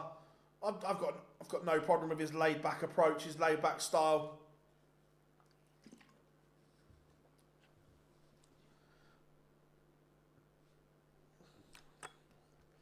We've got about 20 seconds till pitchers return. Chris Dobey against Darren Beveridge. Dobey has won the ball. Yeah, same with you, Mike. Yeah, 100%, Marcus. That, like we say, it's just that if you're a manager, whether that's at a shop or a media business or whatever, then you manage the way you want when you think's best until someone above you tells you otherwise. Never been a fan of baseball. I like parts of it. I like the fresh approach to Test cricket. It makes it interesting. Look, you've got to think as well. This is why snooker is dying, because yeah, look, to the purist, they love a final over 2 days and 4 sessions. Younger fans want bang, bang, bang content. They want it boom, boom, boom. And unfortunately, old dinosaurs, I include myself in that, we're all going to die at some point. So you have to entice the younger fan in, and sport changes, time changes, and everything. And Yeah, look, you have to move with the times or you get left behind. David, how we doing, buddy? Hi there from Australia. Do you think the Heat should play in the Premier League? I certainly think he's in the conversation, David. Look, he got the New York World Series gig. That's kind of the Premier World Series event, and he got the gig for that.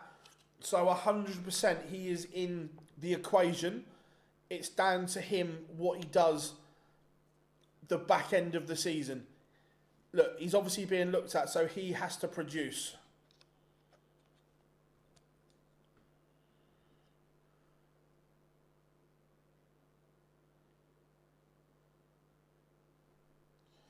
Here comes Darren Beveridge.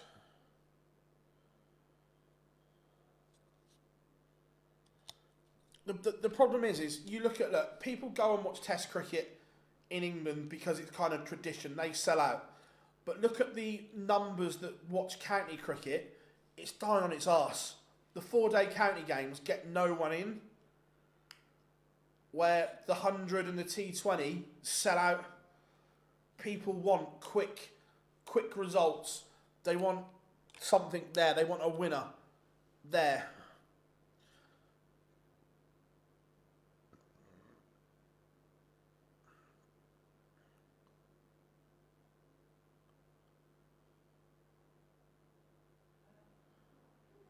Look, KP is the best English batsman I've ever seen play.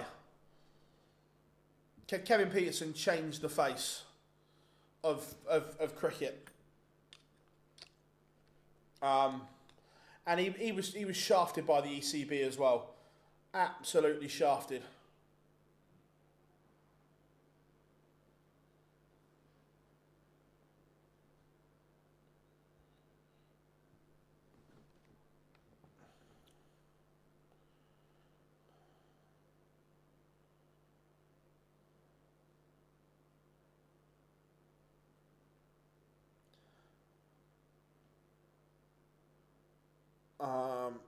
To be fair, Strauss wasn't much better. Strauss is a dirty little rat.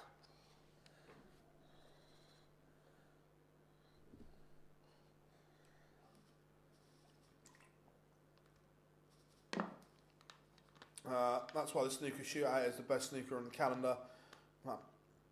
Yeah, look, and that's what I want. People want fast. They want entertainment. They want quick fire sport.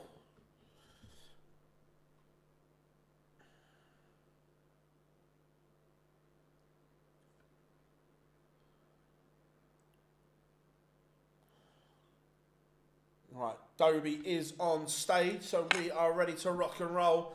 Score predictions, and everyone, what are we saying? To be fair, I'm loving the other sports chatting here today, whether that's cricket, football, and that's what I like about sport is that everything is opinion based. No one is right, no one is wrong. Everyone is allowed an opinion, which is great. I love it.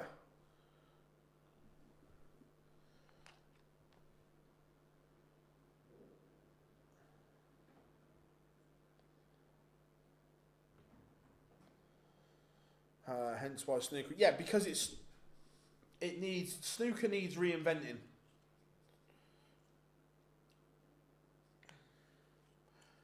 It needs a fresh look.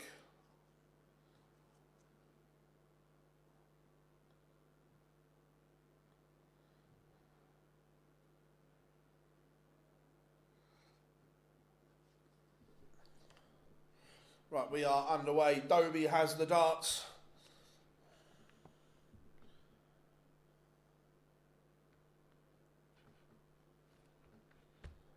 Look, this is going to be controversial, and I'm sorry to upset all our wonderful older cricket fans. The county system needs binning, and franchise cricket is needed in the UK, like proper franchise cricket. There, I said it. How are we doing, Dave? Good to have you in. Andrew, I have got some Dr. Pepper Zero. I've got some H2O, bottle of Lucozade, and a can of Cherry Pepsi Max.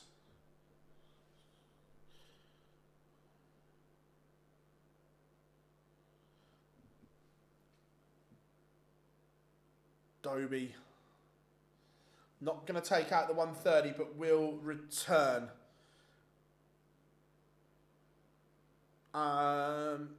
Might play in Hildesheim. I don't think he'll go to Switzerland. Right, double 18 for a 1-0 lead, and Chris Dobey pins doubles at the first time of asking, which is a good sign. That's been his Achilles heel of late, missing doubles, but Hollywood leads 1-0. We said the same about County Darts. Yeah, I agree, Johnny. I agree.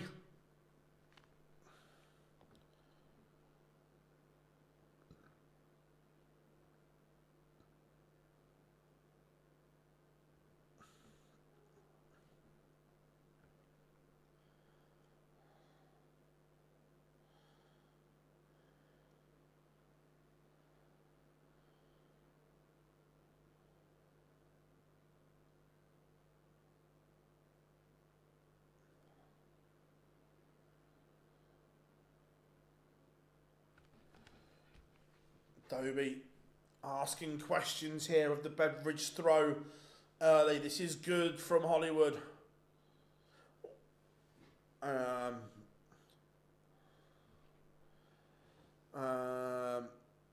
Franchise cricket, you may be right financially, but so sad to...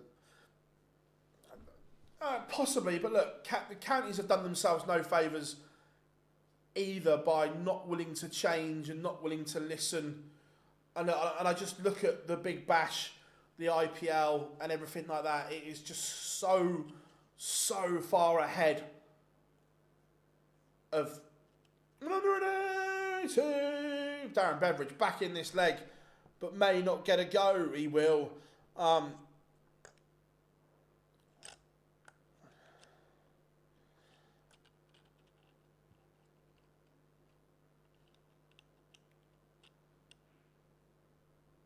Yeah, all good there. Keep them going, Bob. Beveridge, this is massive, and he's missed to level up. Dobey looking for a 2-0 lead.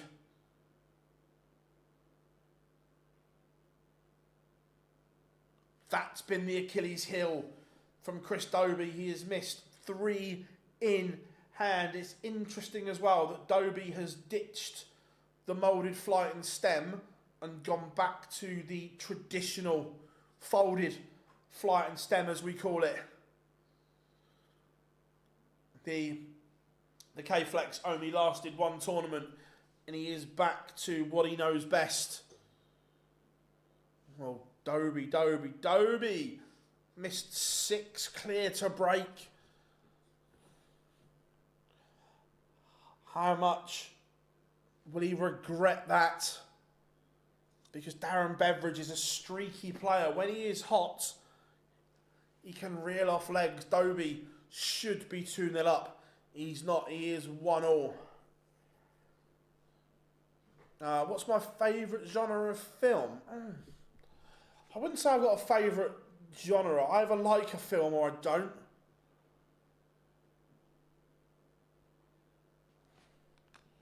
Yeah, I wouldn't say I've got an out-and-out favourite genre. If I watch something, if I like, oh, that was good, or, nah, that was shit.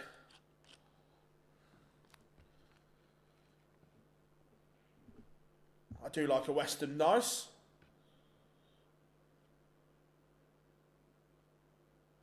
Yeah, Marcus, you've summed it up really well there, that their old school mindset is the problem.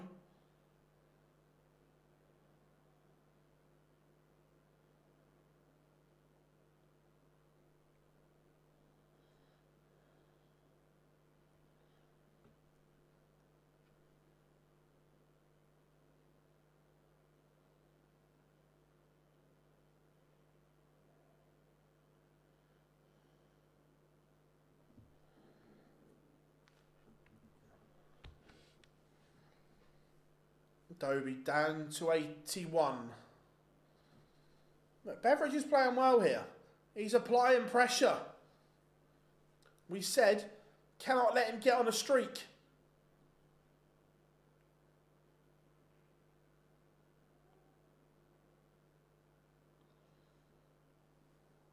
Oh, Dobey, that's a poor first start. He may not, and he isn't going to get a dart at the ball. That's a disaster for Hollywood. Beveridge, massive chance here.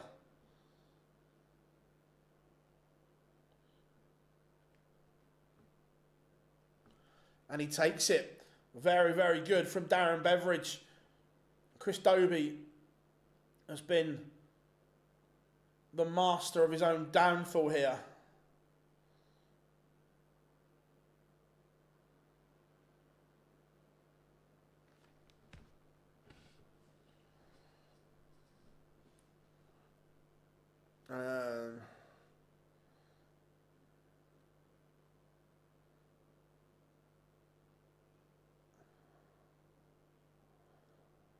I tell you what, some great chit chat in the chat room today. I'm loving it.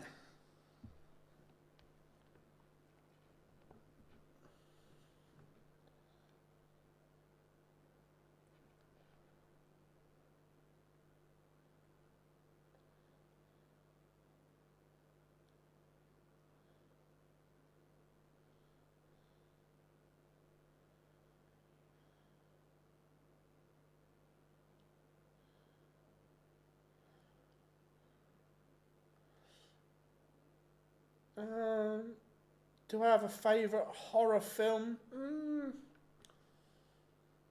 Can't think off the top of my head.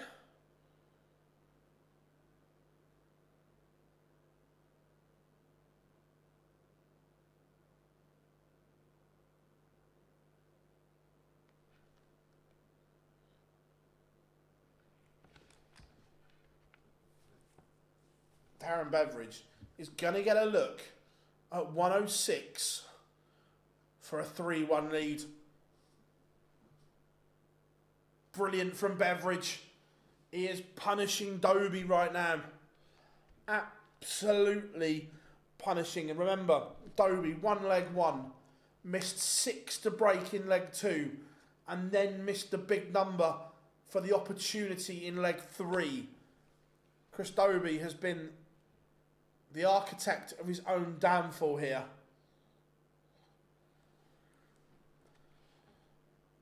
Vicario, Panini, Doggy,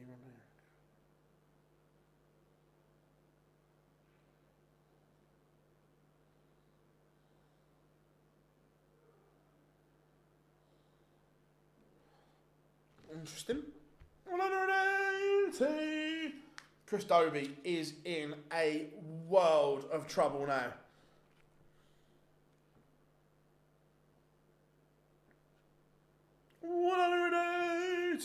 But it only gives him, if this is a treble, that just gives Dobey a way back in. But again, this has to be a good visit.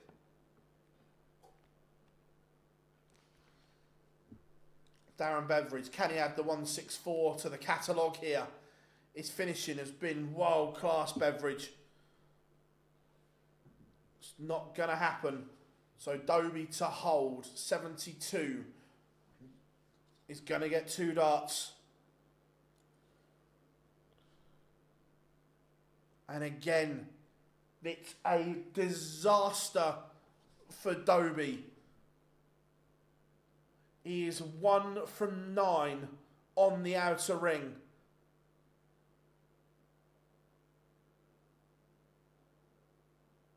Oh, for Beveridge, how big will that miss be? He took out 106 in the last leg. Oh, it's more missed darts for Dobey. 1-1 gets him out of jail. But this is the issue that Chris is having at the moment. Once he starts missing, they carry on. He is 2 from 11.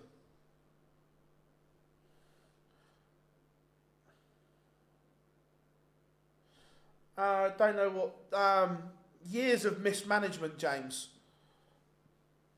from multiple people as well. You can't lie the blame solely on one individual. It was years of mismanagement. Who's your favourite Spurs player, Phil, of all time? Gaza. Not even close, Andrew.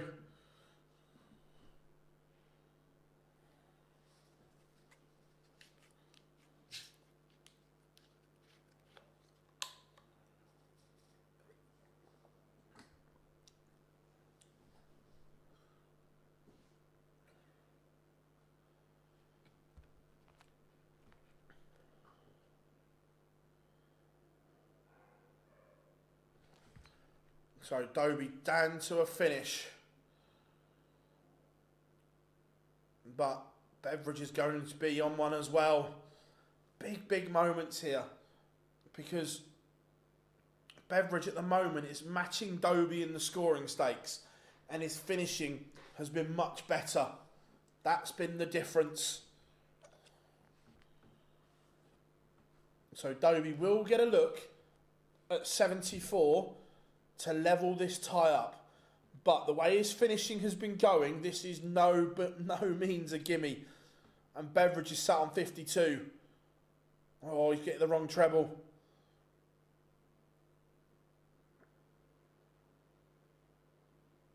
And Dobey misses another dart at a double. It has been a doubling disaster for Hollywood.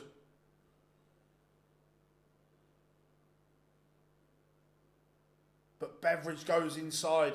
He's just starting to miss doubles now as well. Earlier on, he was not missing them. And Chris Dobey does level up at 3-all. Who's going to hold their nerve here? Because the doubling has been shocking.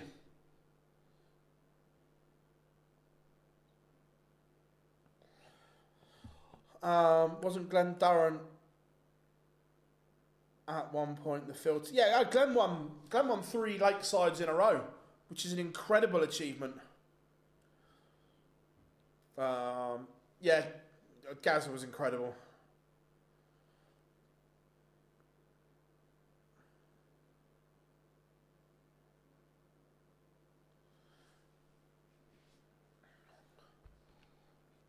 Chris Dobey may be about to re-establish himself in this tie.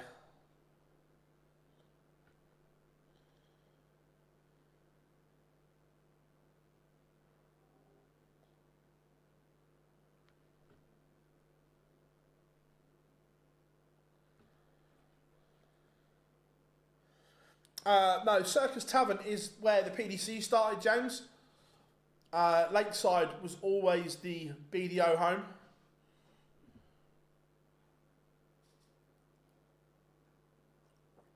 That 44 just gives Beveridge a route back into this leg. Another treble would make Dobey sweat.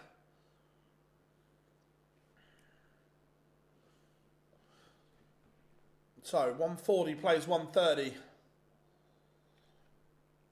140 is not going to go.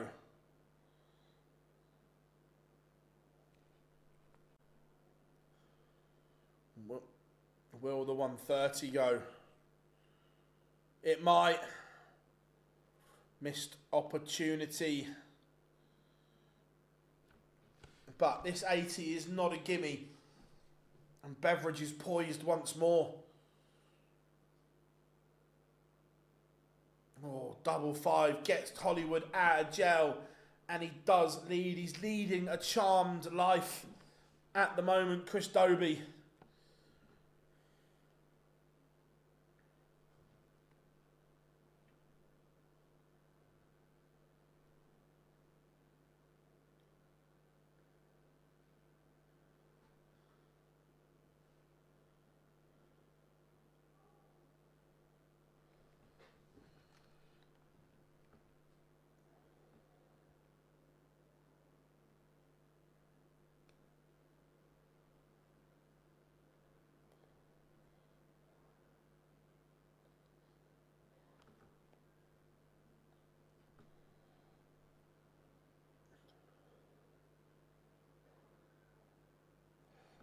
Going back to when the BDO was at its peak, how would it compare to the PDC now? Now, look, it's hard to compare the BDO at its peak to the PDC now because of how times have moved on and so on. But look, up until probably 2013, 14, they both had really good players in. Look, the BDO used to be really good.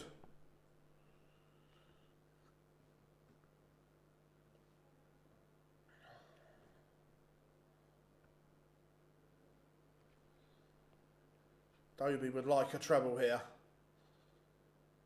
Can't find one. He is down to a finish though.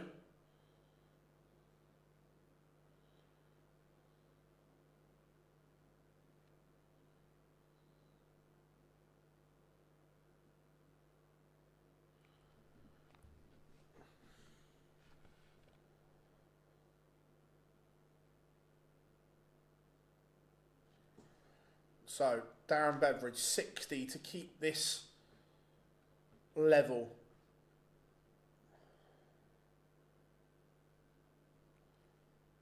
This dart is massive and he can't take it.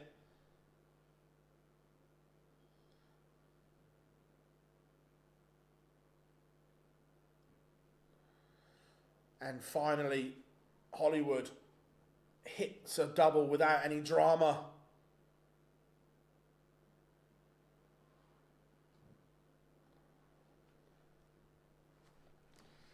Now, can he get the job done here and now? Yeah, I've seen the Spurs start at 11.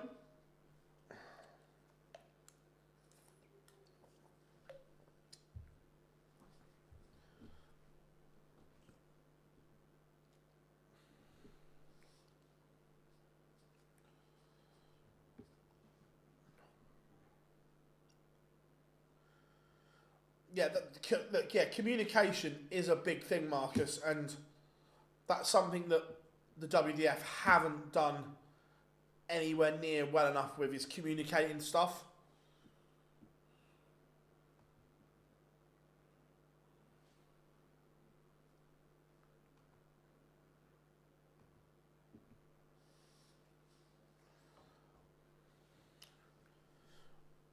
So Dobey, 219 points away from a 6-3 win. And when you see it says 6-3, you think it's fairly comfortable. Absolutely not.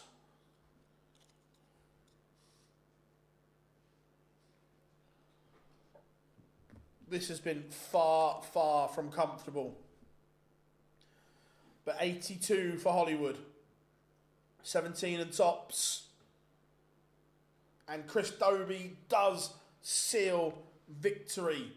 From 3-1 down, he wins 5 on the spin, but that doesn't tell the half of it.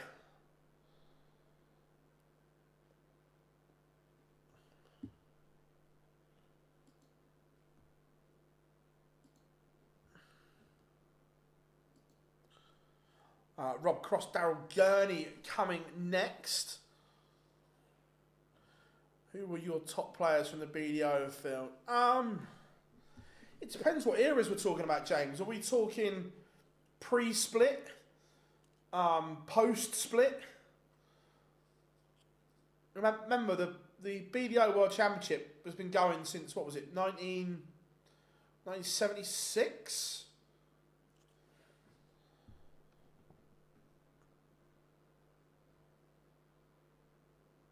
Yeah, Delboy, look, the throw is good, and look, he missed a couple of opportunities in there.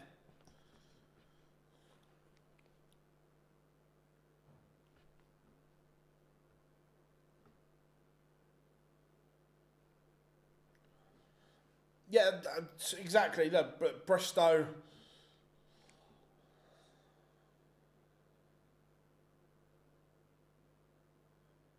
'78, yeah. So you think there was from 78 till 93, then the split happened. You look pre-split, you'd have Bristow, Lowe.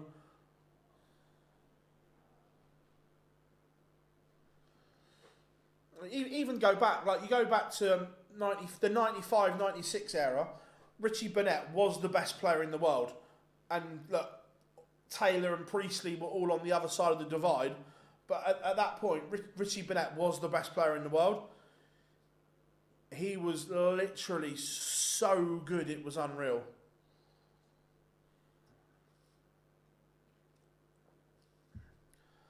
But then you have Scott Waits, won two world championships. On a darting sense, he who must not be named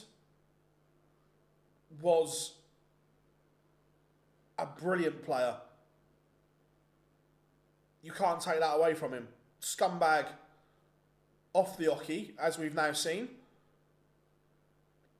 But if we're just talking from what he did on the oche, he who must not be named is right up there as a talent.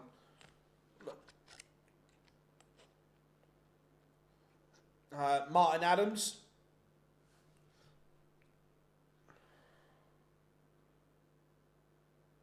He who must not be named, Dalboy. Who's in charge? I'm not sure if Wesley Harms is even still playing.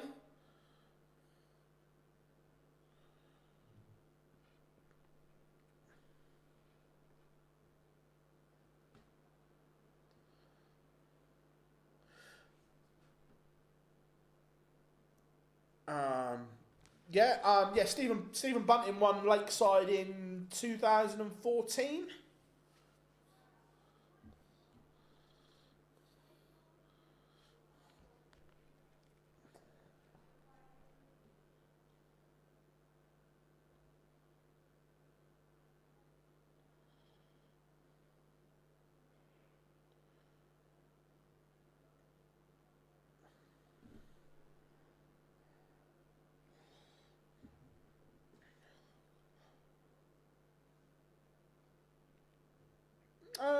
I think not this year. I think next year possibly.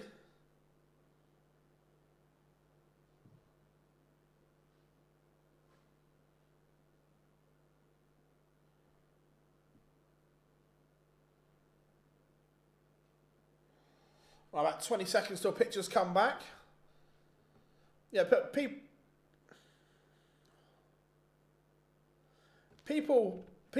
forget that Scott Waits won a PDC major. Scott Waits won the Grand Slam. He could play.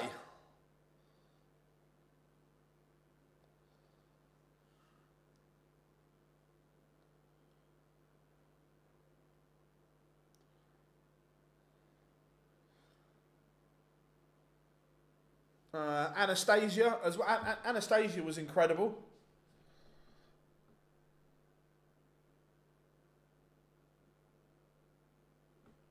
Right, pictures are returning.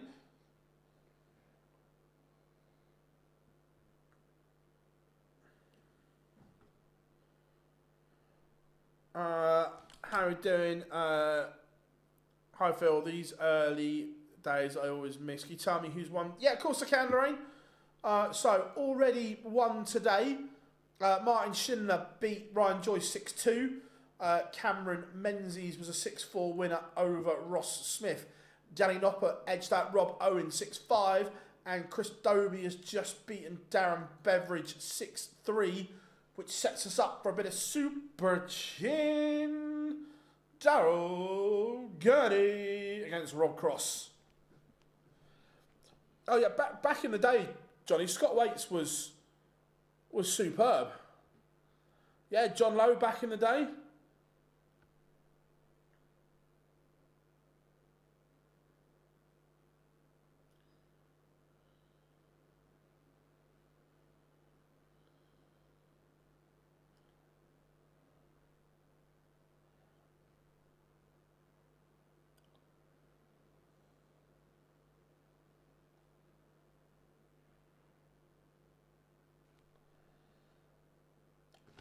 Damon Heta has not played yet.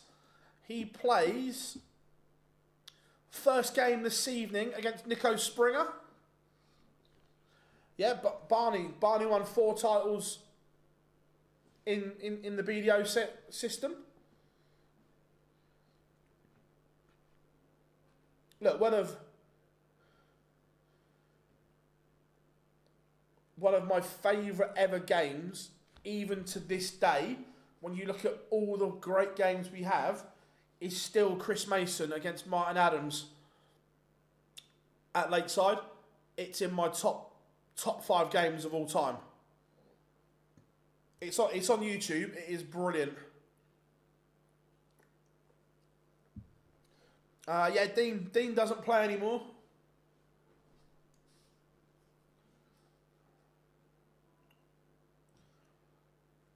Daryl Gurney has won the ball, by the way. I'm not going to put them in order, but my top 5 games of all time, I've already said one of them, Chris Mason against Martin Adams. Obviously the 2007 final between Raymond and Phil. Gary Anderson against MVG in Dubai, World Series final. MVG against Raymond van Barneveld. I think it was either semi or quarter final. I think it was semi-final at the Worlds, or it might have been quarter final. And my 5th one, I'm going probably Taylor against Lewis at the match play.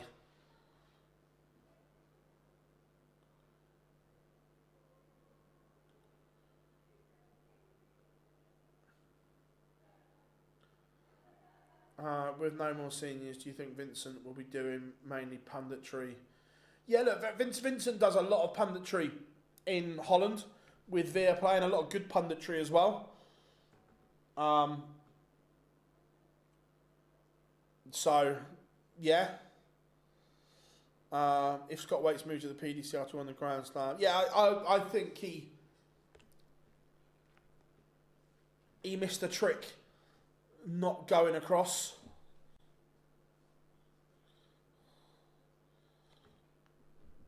Ben Stokes, last Australian Ashes, probably yes.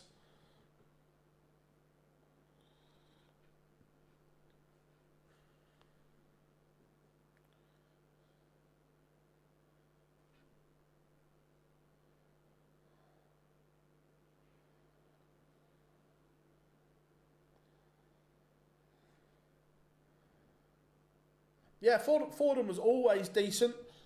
He was always tough to beat at Lakeside.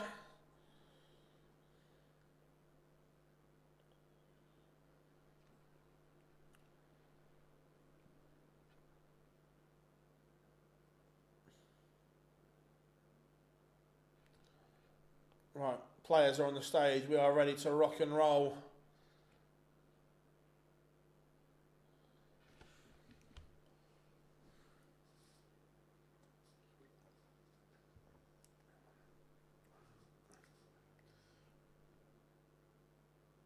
Cross for Gurney.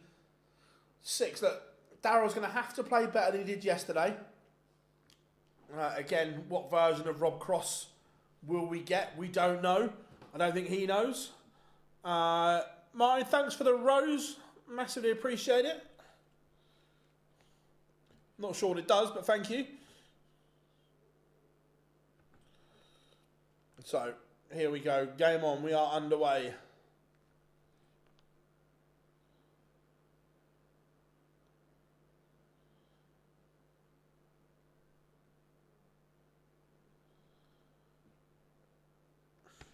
Let's go, Bob. Yeah, Bobby Cross in action.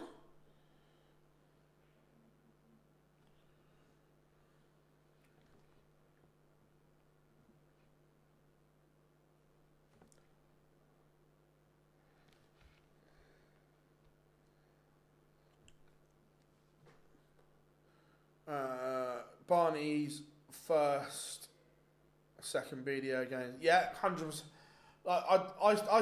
Big John, I still love the Mason Adams game. We did have a pay-per-view inventing darts.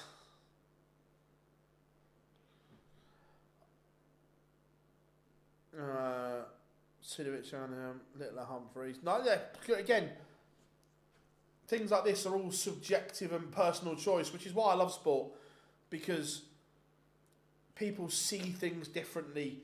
People like different things as well, so I love it. Good start to this game. Gurney leaves 91 on his own throw.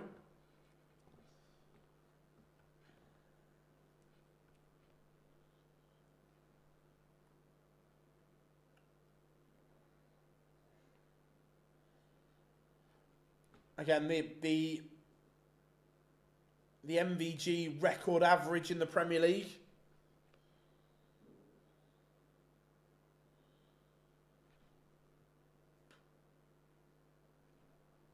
And Gurney takes out the 91, holds to lead 1-0.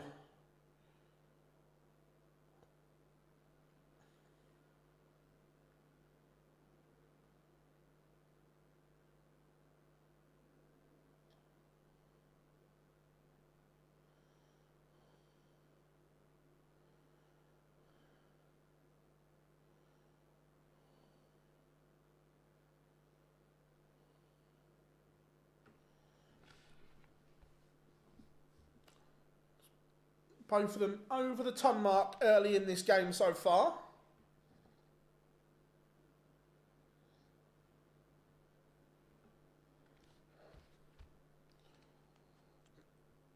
$180 is Daryl Gurney threatening a break of throw here in leg 2. It's been good from Chin. And he's taken the darts away from Cross.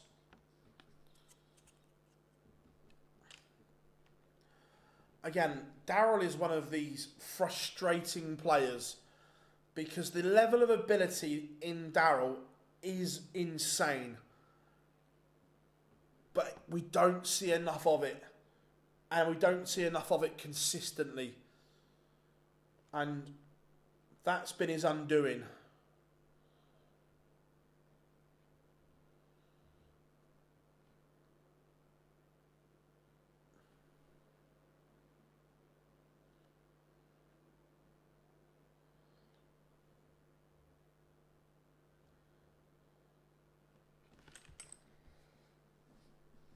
Oh, where has Bobby Cross pulled that from? The 148. It's a skin saver. It's a magnificent finish. And I hope we get a Bobby Cross celebration from this. I want players celebrating more. I want the Mensa double headbutt back. I want the Rob Cross double fist pump.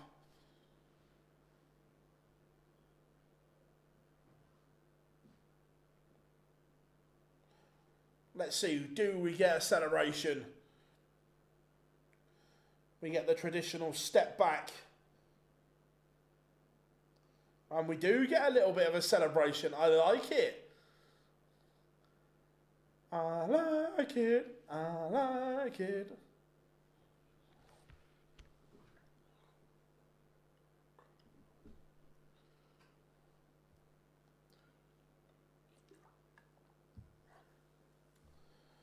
So have a quick look at Rob's darts. It looks like he's throwing the new target point with the bit of grip on it, which says to me Rob's Gen 1s have been converted to Swiss points for him. I will try and zoom in a minute and get a better look. But they look like the new points that were at the launch.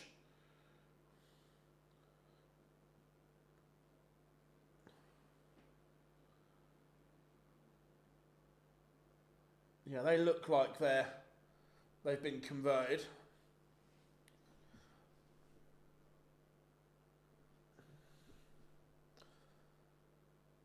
has that monster finish changed the complexion of this game? Daryl Gurney was sat on double 16 to break, and now his throw is under pressure.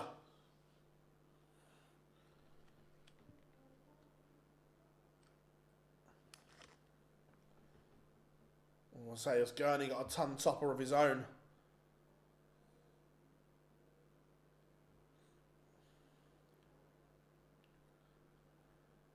So, double 18, and Rob Cross has turned this one around. He has broken Daryl Gurney.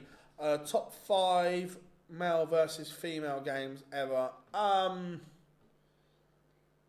In no particular order, Anastasia beating Vincent at the Grand Slam. You have to put Fallon beating Ted in there because of, it was iconic.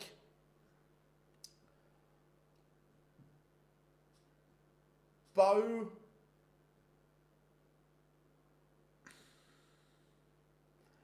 which one am I putting? You've got Bo's game against Littler, Bo's game against Humphreys, both brilliant. And then you've also got Fallon's comeback against Dimitri and Fallon's final in Copenhagen against Michael. They're the ones that instantly jump out at me. I may have missed some, but they're the ones when you say male against female, they're the games that instantly pop to me. When's the Unicorn launch, mate? So, the Unicorn launch is this week. Whether they're releasing stuff on Tuesday, sorry, I don't know, but I'm going to the launch on Tuesday. I'd forgotten about that, yeah. Fallon against Clemens, Fallon against Snakebite. When you go back, there's loads of them, 100%. So the new target Storm Point has got like it's almost got like a scallop at the top of the point. So if you're a point gripper, your finger just sits in a groove.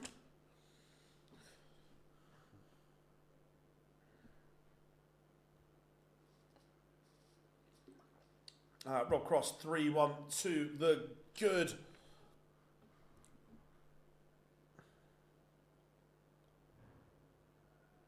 Don't like the look of that thing on the point. I think it'll be personal preference, won't it?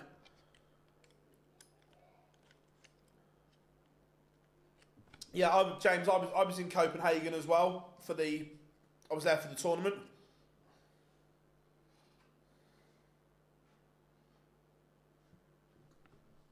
Gurney averaging 99, but Cross 105.5. Everyone forgets, for that first part of the final, Fallon had Michael hopping. She was playing well. No worries, Mark. Have a good day, mate. Hope you enjoy it. Cross needs another treble 19 to leave a finish. Can't hit it, so Gurney breathes again on his own throw here. He just needs some respite here.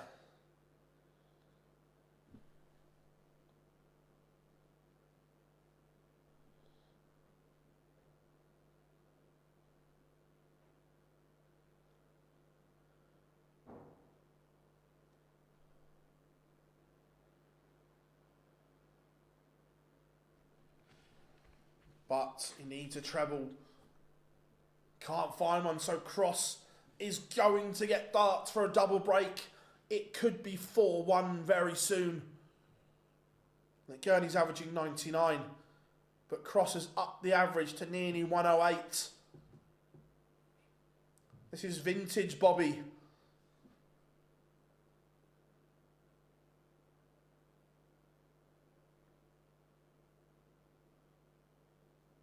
And he misses the chance for the double break.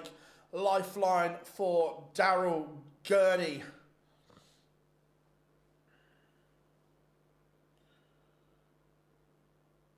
He has to take this chance.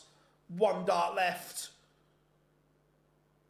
Last dart in hand. Daryl Gurney keeps this contest alive. Keeps the gap at just one. Fallon versus Littler would break the internet in terms of numbers and digital numbers and everything.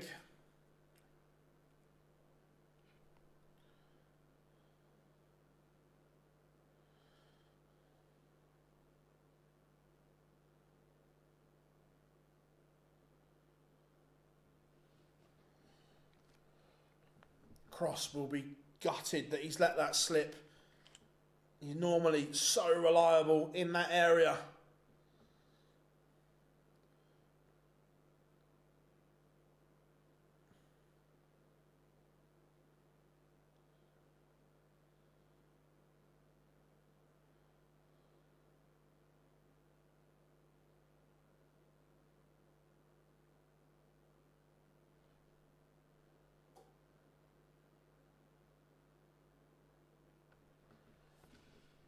So Gurney is just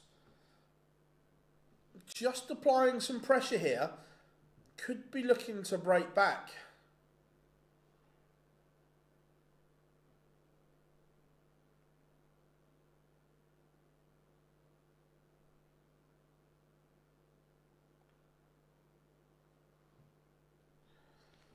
That's a good dart from Cross. Bow versus Littler, 2020 World Championship will be. Oh, it would be.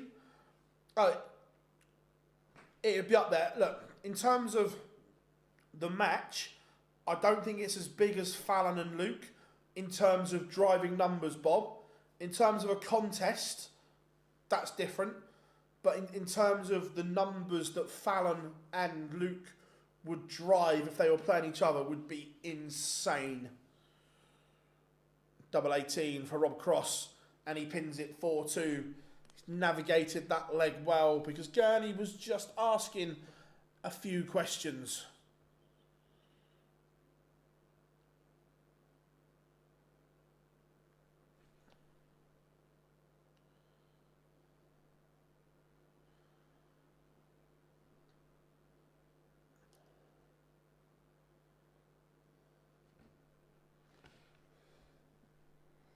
Yeah, it'd be all right, James, wouldn't it?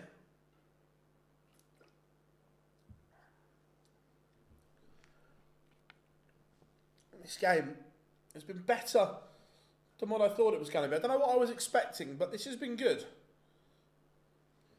This has been very good.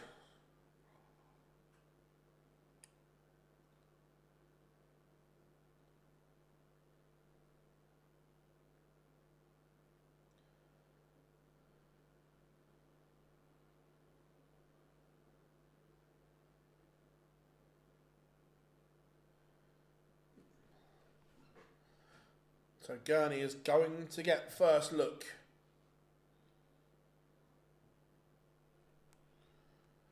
And Rob Cross now cannot leave a finish. So Daryl Gurney has time on his side. Afternoon, Katrina, hope you are well. How's the man flu? You survived the night, which is always a good thing. Again, Gurney has just made a mess of this. Lucky enough that Rob is a mile back for the first time, but Gurney's made a mess of this finish. He's allowed pressure to be created that shouldn't have been.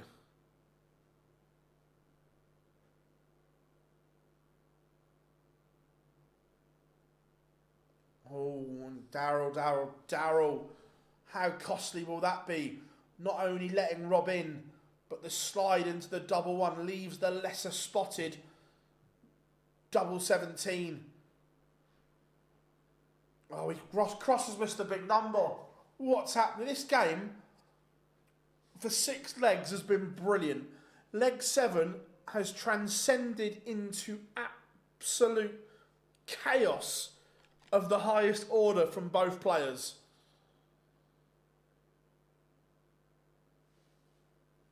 And Gurney has gone inside.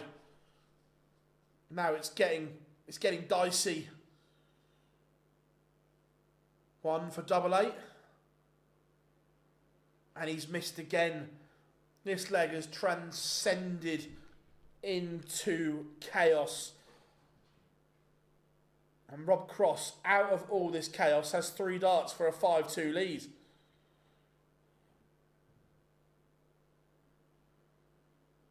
And it is 5-2 somehow. Daryl Gurney absolutely blew that leg. And just looking at the dart at double 17, I think he was in 2 minds whether to go direct for it or go for a 2 double 16.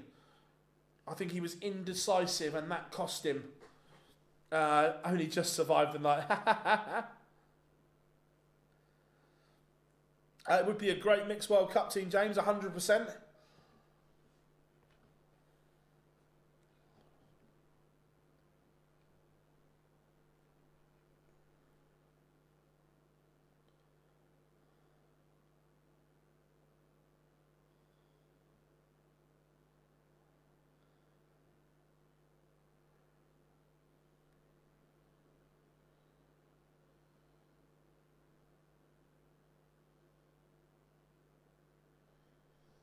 So, is Cross going to get the job done in the here and now?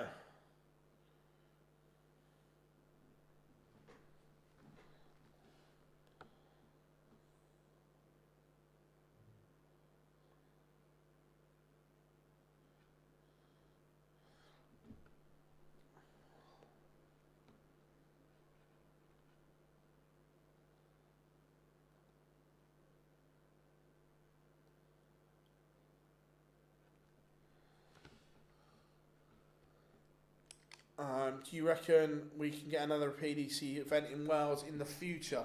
Right. By the way, Daniel, I'm not an expert in Welsh buildings. The issue is there a venue that they could use for one? It has to have, venues have to have certain capabilities. Is the thing. So a lot will depend on the venue and everything like that. I'm not sure what's there.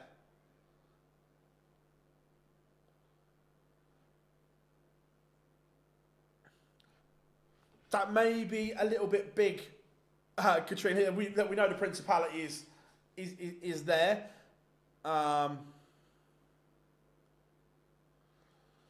I'd love to meet Littler. I've met Humphreys. To be fair, James, Littler's a great lad. Really is.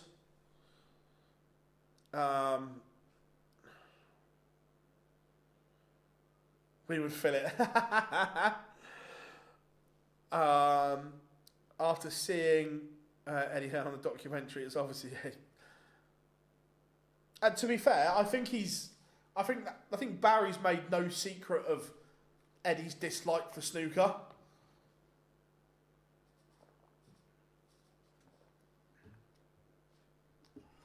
But Johnny, what was interesting, I thought, is that the fact that Saudi have bought a percentage of Matchroom. We'll come back to that. Let's all just calm down, everyone. Let's all just calm down. Roberto's gone mad. Let's just all calm down. Let's just calm the fuck down. Boo! Euro Tour down the valleys. Yeah, what I thought was interesting, Johnny, is that the fact that Saudi have bought a percentage of Matchroom, and if the figure was right, that there would be another percentage on offer as well. So 78, 1 dart at tops for Bobby Cross. Step back, wipe the hand. And it goes 6-3 to Roberto Cross. Bobby sees off Daryl Gurney. Look, Gurney's average 95. Nothing wrong with that.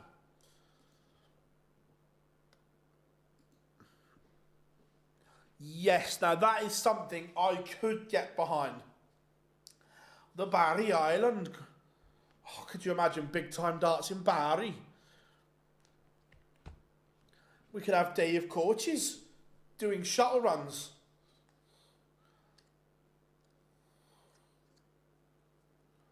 We could have player specials from the fair.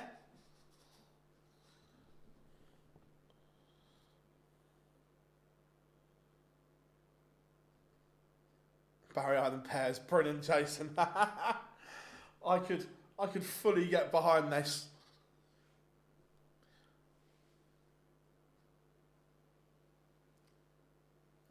I was thinking more, Johnny. We could have Ness doing the MCing.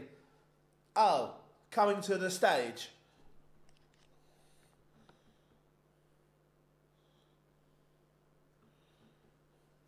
From somewhere in the Netherlands.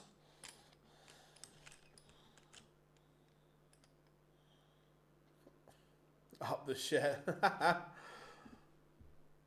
Yeah, coming up next, Luke Woodhouse against James Wade. Wadey been playing well, and Wadey has won the ball. Stretch the old legs a second.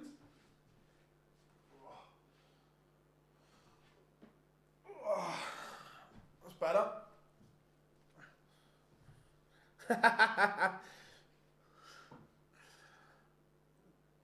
We could have Bryn on comms.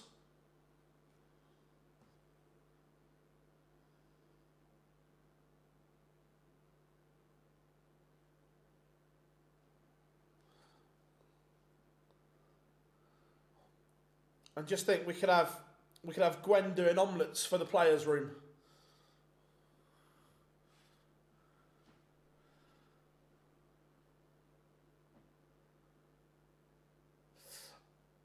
Phil, every time I look at those tart pots behind you, there seem to be more.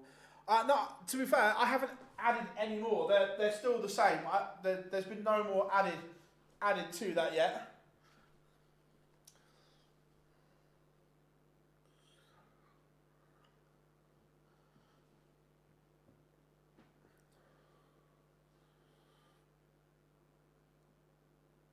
So,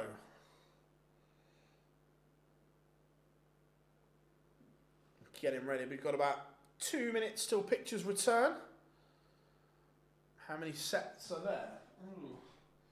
1, 2, 3, 4, 5, 6, 7, 8, 9, 10, 15, 16, 18, 19, 20. 21.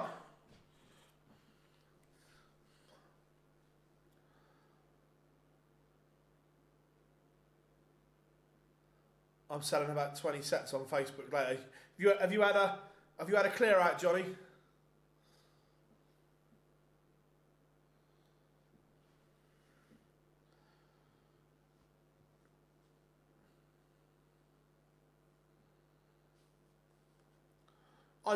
Johnny, I haven't had a look at the Facebook Marketplace layout for a while. Has it still been full of people being dicks and trying to rip people off and not sending shit and things?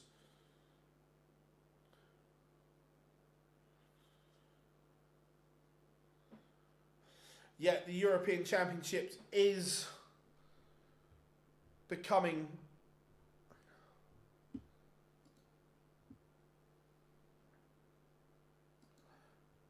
very, very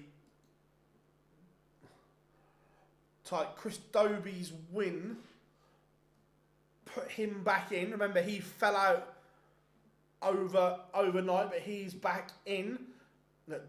Richie Edhouse will be delighted that Joe Cullen has got Luke Littler this evening. Rob Cross, if he wins tomorrow, he will put himself into the green.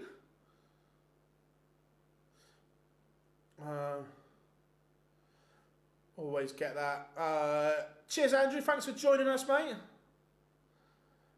Yeah, we'll be back from 6. The Humphreys ones are his World Championship special edition ones.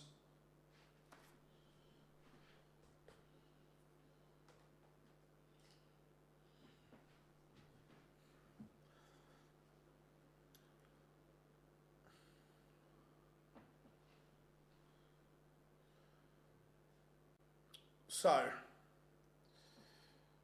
again, both of them decent front 9 averages, 105.89, 104.19.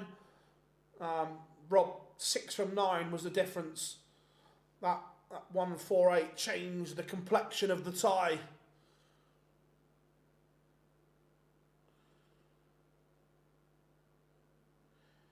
Do you have a favourite set in there?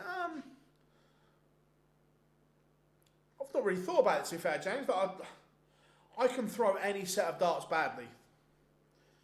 I do prefer a slightly shorter barrel.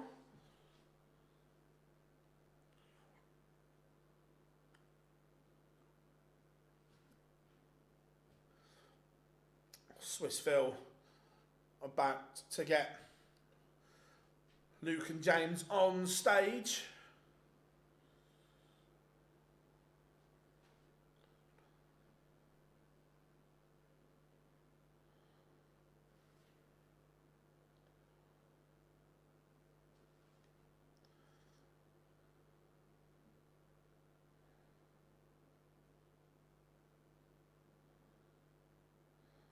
Here he is, Luke, walking on.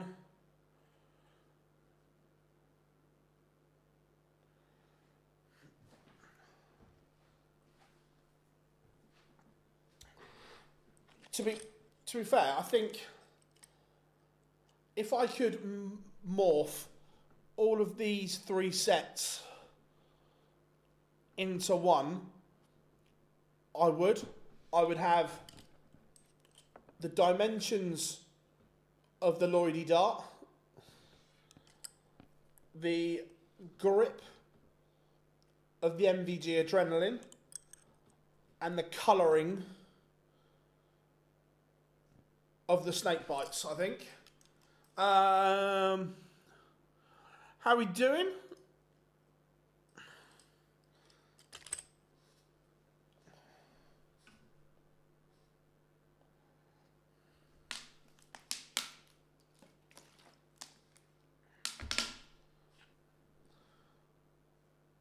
So, Woodhouse.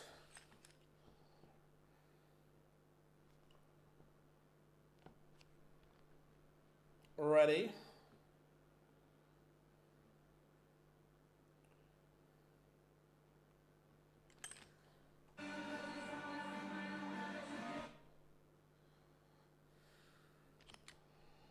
There he is, signing stuff on the stuff.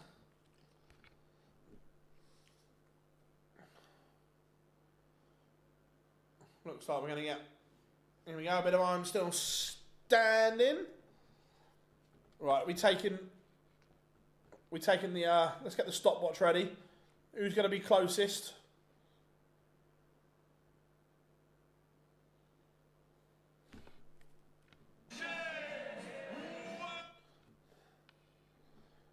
So I've set the timer from the moment Swiss Phil started his introduction.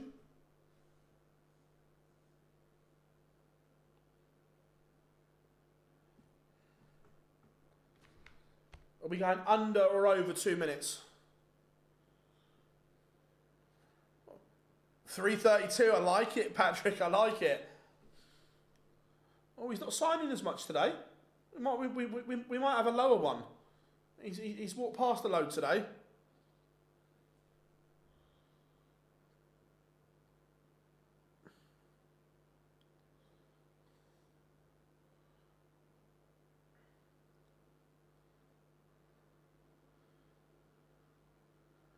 We've hit the minute mark. 1 minute in. 1 minute in.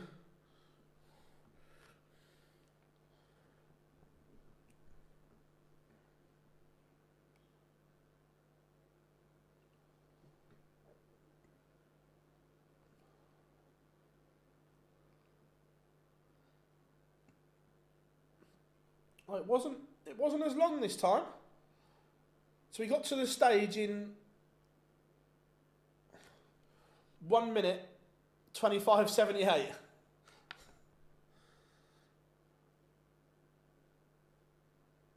Afternoon, Dylan. Hope you are good.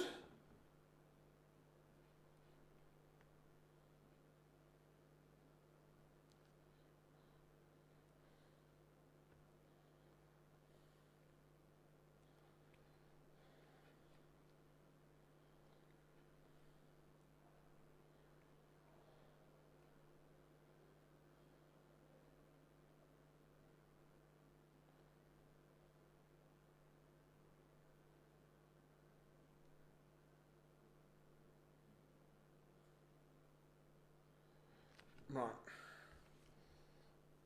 So, both players are on the stage. We are ready. The players are ready. And it's tungsten time! As the legendary Paul Star says on his walk-ons.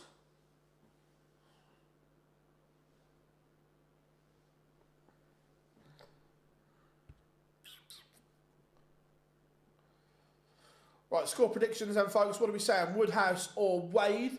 Who takes the spoils for you guys?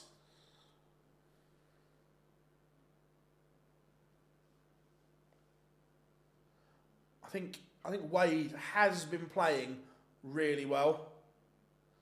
Like he's played some really decent stuff of late. And look, I think there is a big title in there soon for the way he's playing. He's so tough to beat. Like that leg on leg pressure on the opponent's throw that is just always there from him.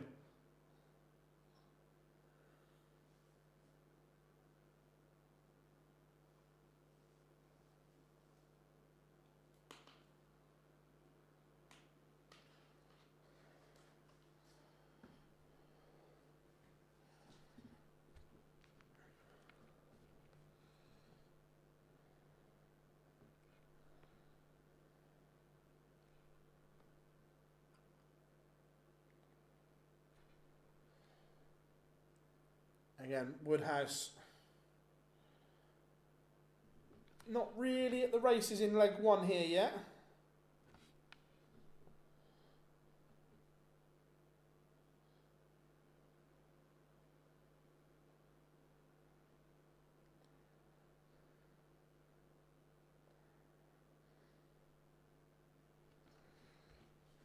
Wade just doing his own thing as normal, looking very good, very solid until he hits a one. Cursed him. Still down to a finish first though. Again, sometimes when we see players for the first time, we have a look at if they're using any new equipment or anything like that, but we know James very, very, very rarely changes anything in that setup. It's tried, it is tested, and it is reliable.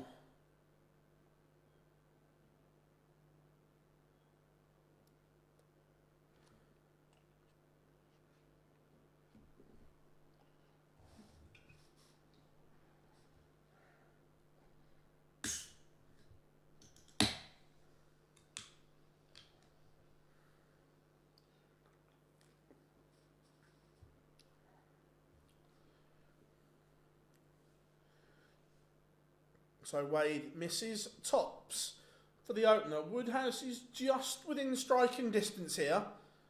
Looking at the 130. Needs a treble here. Would leave the ball. It's not going to go, so James Wade will return for tops. And normally you know the outcome. Normally it is so reliable. Tens. Of course, 3 darts in hand. He is not missing that tops and tens combinational route. James Wade holds to lead 1-0. The machine doing machine-like things.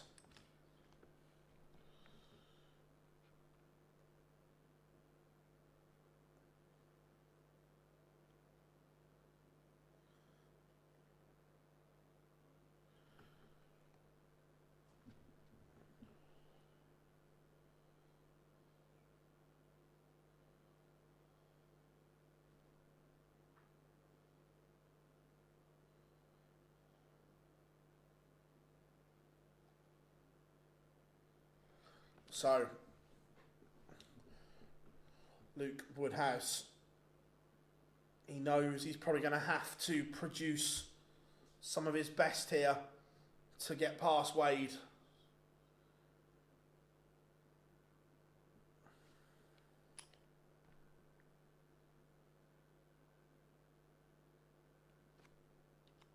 We know it's magical.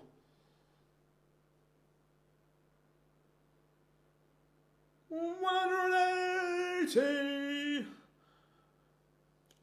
Yeah, Rob Cross. We said that. We noticed that Rob was using the new RST Swiss points.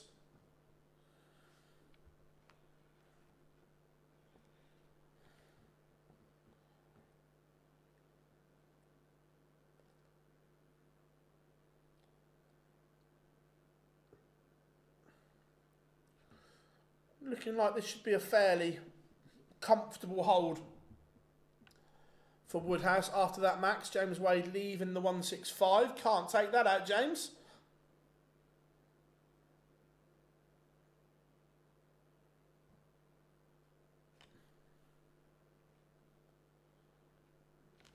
Can't take that out, my old China. So Woodhouse will return for double 10. James will be kicking himself.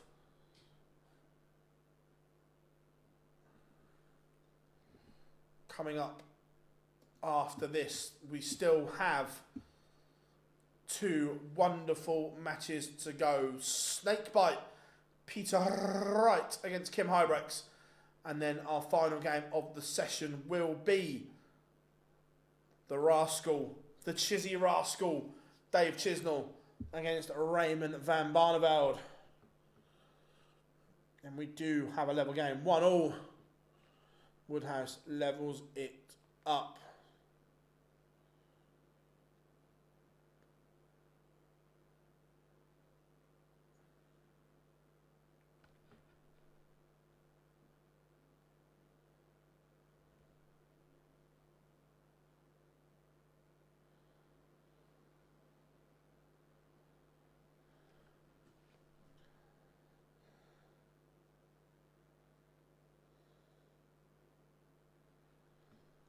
So, again, James Wade, fairly dominant. It's almost like we see him do it so often on his opponent's throw that when he thinks the leg's gone, he almost just wipes it and then he starts prepping for the next leg. That's why we don't see as many big averages from James as perhaps other players, because of that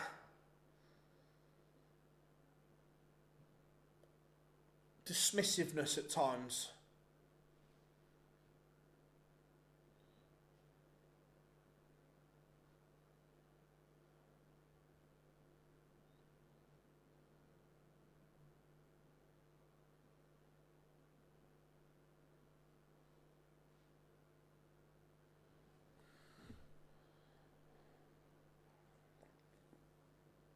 But that bullseye just gets him out of jail. Woodhouse was just beginning to ask some questions. He still might be. 180. The James Wade throw is under pressure. Or is it? It's what James Wade does. Woodhouse hits the max to ask all kinds of questions. James Wade, not on my watch, sunshine. Bang, have a 135 finish. It is just what the man does.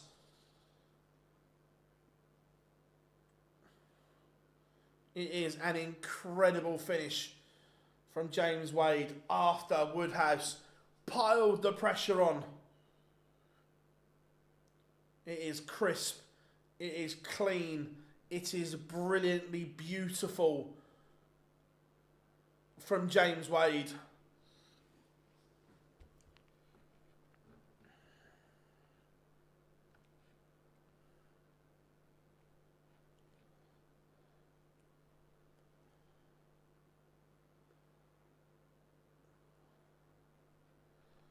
What a finish.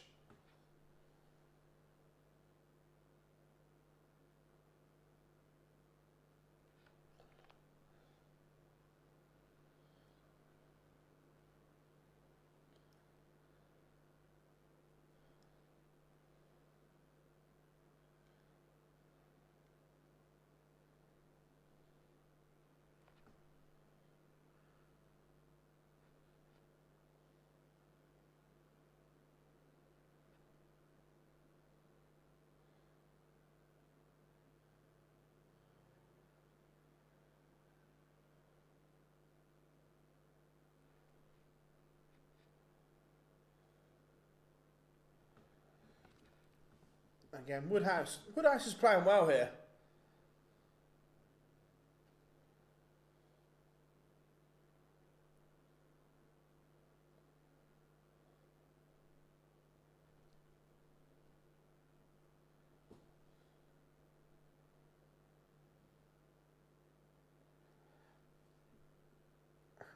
Woodhouse, will he live to regret that?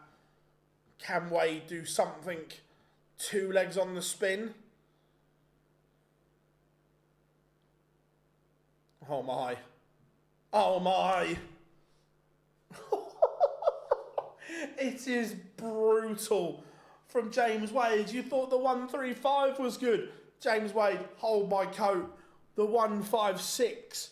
It is a masterclass in ton-topping finishing.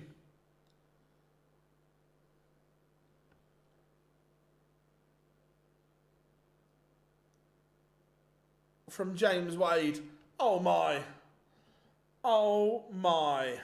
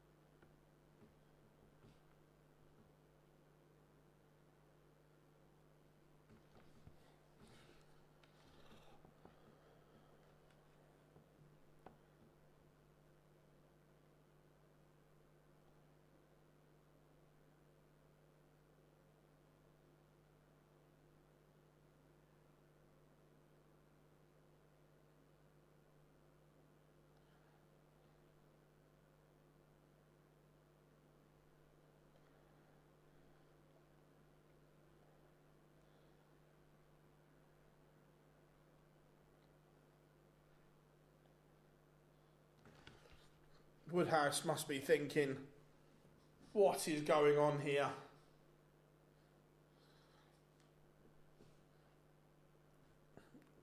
Woodhouse, the 2 legs. He felt, I'm in this. This is my leg. James Wade not having a moment of it. It was stunning from Wade.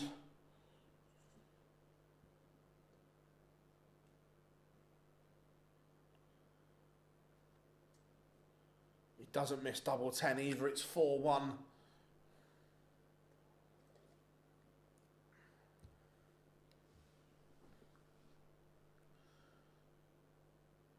Luke Woodhouse has got to just keep believing, keep saying to himself, I'm outscoring James Wade the last few legs. Surely he can't keep taking out these big finishes, can he? Wade will say, yes, I can.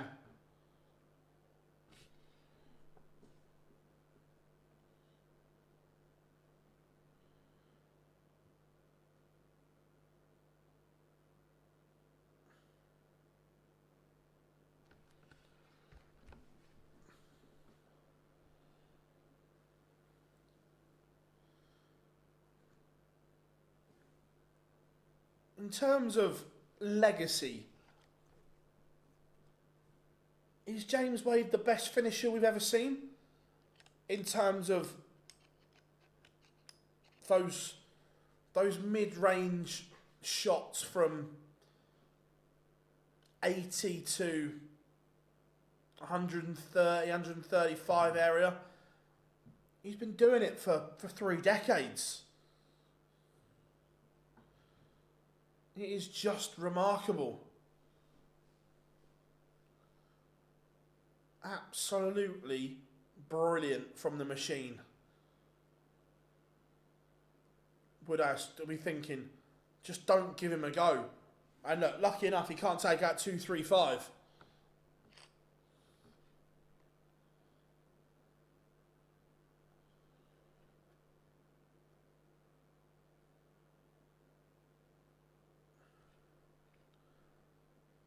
So, double 18 will not want to give Wade a look at the big fish. He splits and misses. Oh my. If dart 1 goes, Luke Woodhouse, look away. Lucky enough, dart 1 doesn't go this time. So you're safe, Woody, you're going to get another go.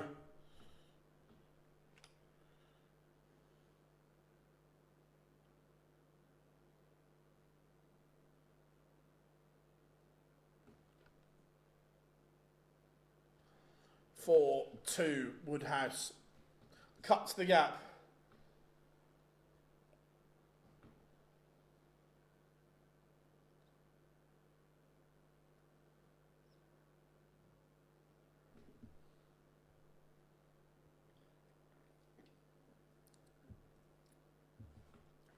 Chat room, what are you saying about the James Wade brilliance? Is he the best finisher we've ever seen in those mid-rangers?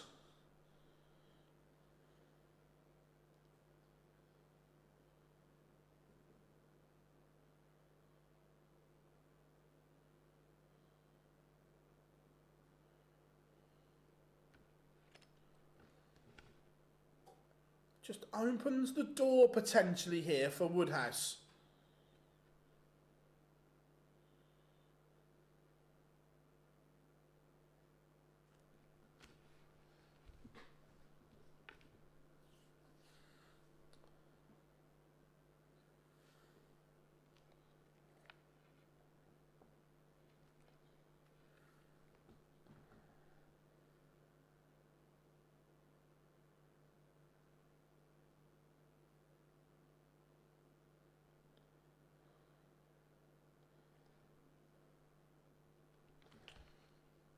It's let Wade off though there.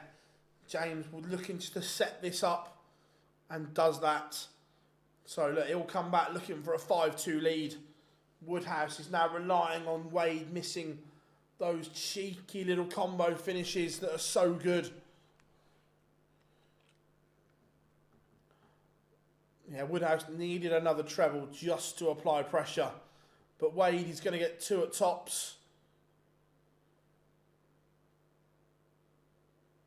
He just hits, doesn't he? Just hits. Brennan Jason will be the Suit Dragons. Fairs. I don't dislike that. James Wade is 1 away from victory. And he's 45%, but it just doesn't give you a chance, does he? 180 for Luke Woodhouse. But he has to win 4 on the spin. Breaking Wade is hard enough. Breaking Wade twice. That's another question.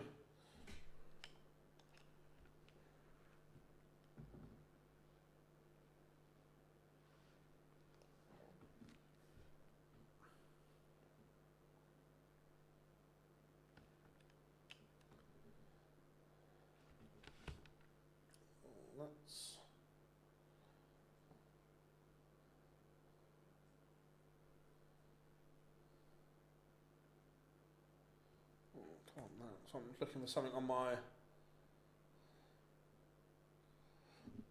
computer. 2 seconds.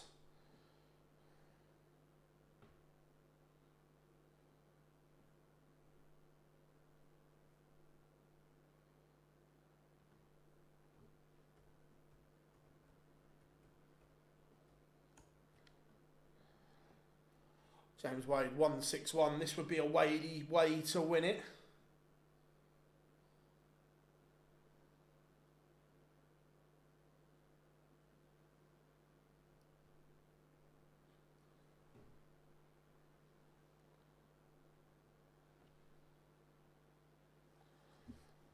leaves 80. Woodhouse, there is pressure now on this 89. It's a massive first start. Gives him 2 at double 16 and he can't take it. This could be the beginning of the end. James Wade will get a match start at tops. Misses. Woodhouse returns.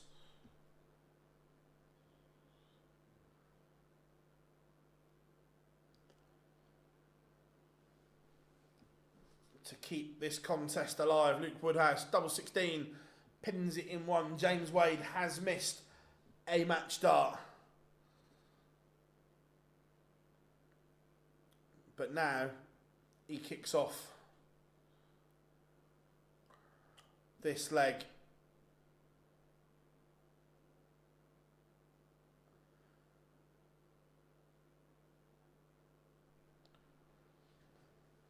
But Woodhouse making a fist of it.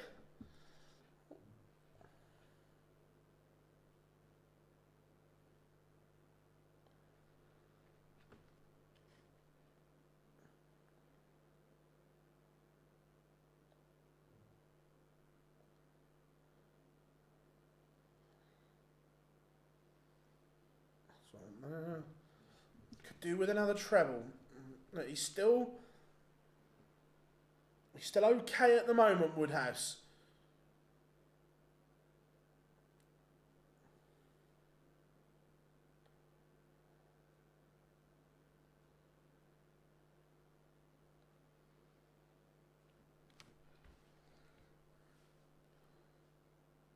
Oh, this is turning into a nice little chance for Luke Woodhouse.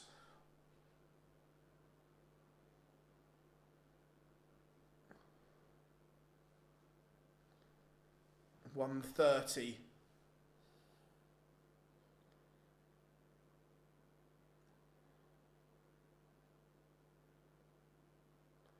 Need to treble for the ball.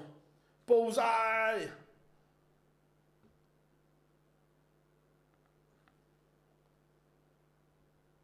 Ooh, misses. So James Wade. Now here we go. Match starts incoming.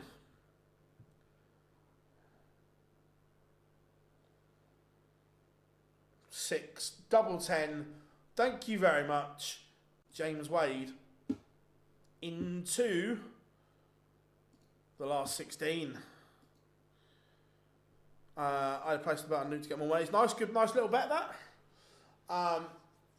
Coming up after the break, what version of Peter Wright are we going to get?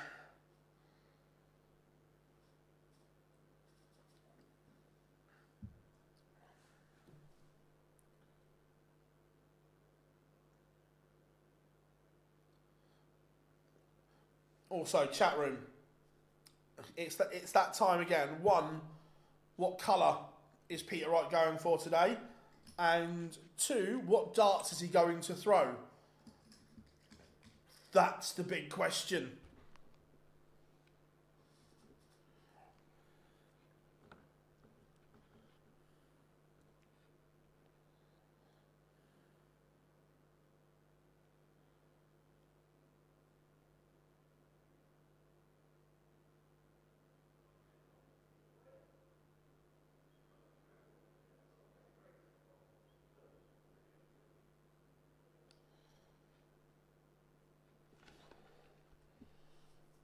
No, that's typical. Spurs have been absolutely camped in Brighton's half. Counter-attack, 1-0 down. Marvellous. We've got about 2 minutes 50 seconds till pictures return. I am good, Fred. How are you, my friend? Good to have you in alongside us.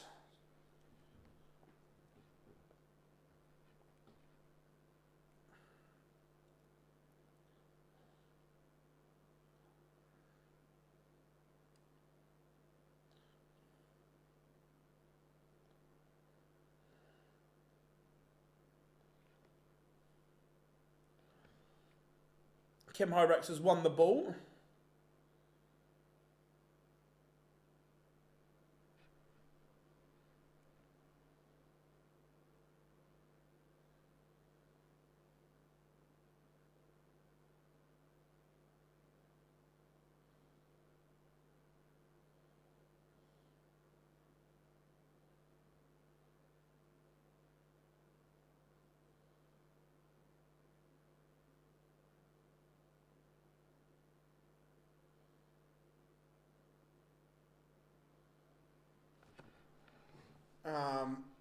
So, Huybrechts, can he get the job done?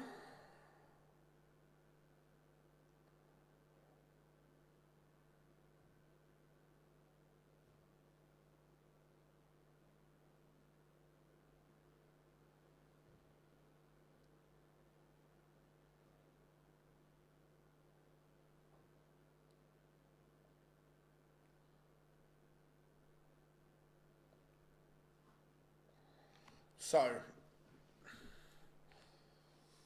interested to see what version of both players we get here. Both of them can be brilliant. Both of them can be inconsistent. It's what version of both are we going to get? Good, really good. Nice to hear, Fred. Nice, good. I love that. Love it when people are good.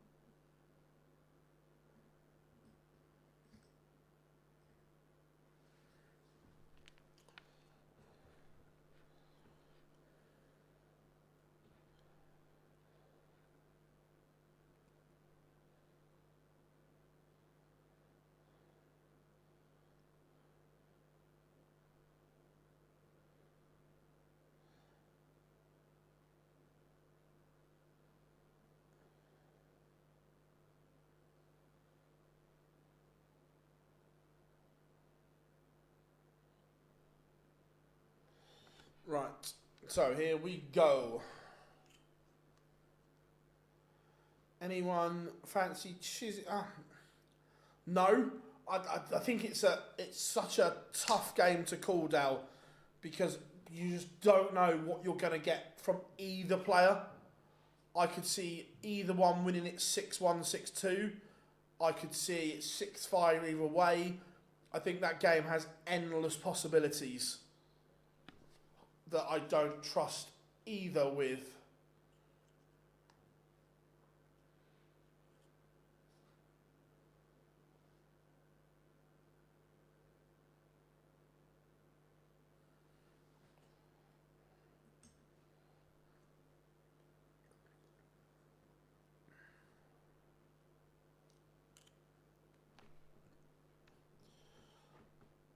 Is it really necessary to be doing an interview with Kim right now?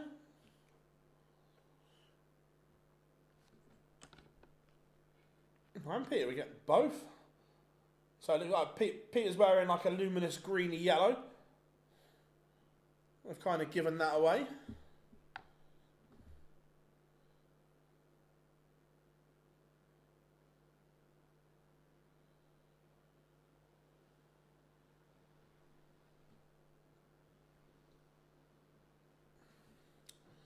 So what are we saying then? Score predictions for this one, chat room. What are you saying?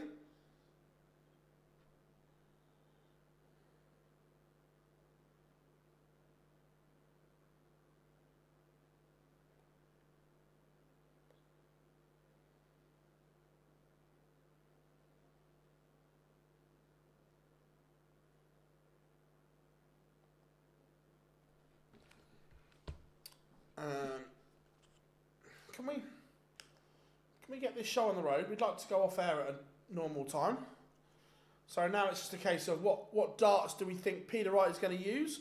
A 6-3 Wright. I can make a case for both players in this tie.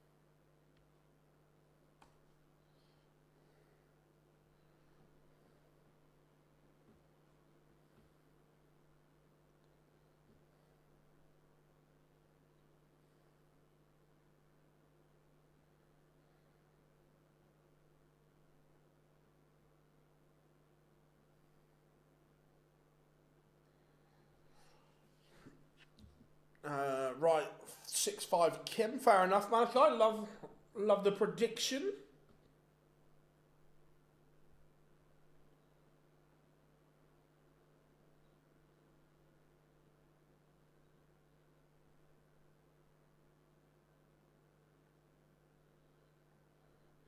Huybrechts Huybrechts is on the stage.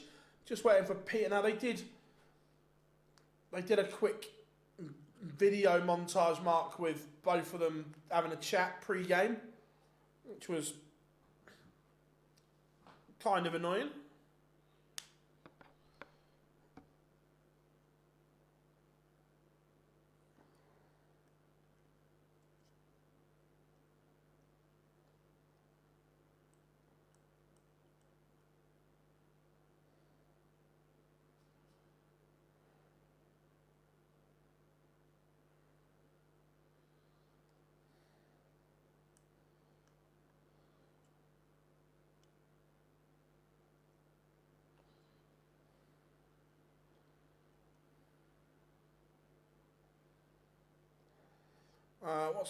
I don't know how to call this one, Mark, because they are both so inconsistent recently. We've seen them both have really good games, and then I've seen them both have poor games. I think it's a really tough game to call.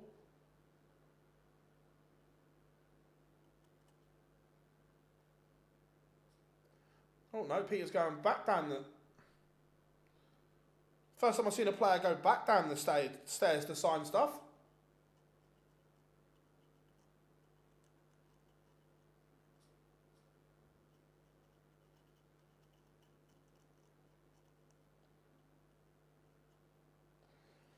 Peter having a little dance across the stage.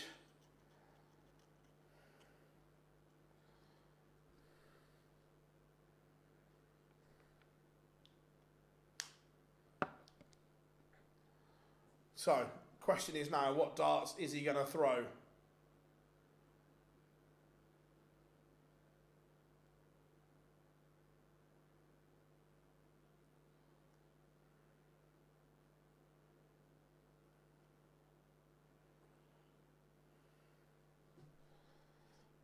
So,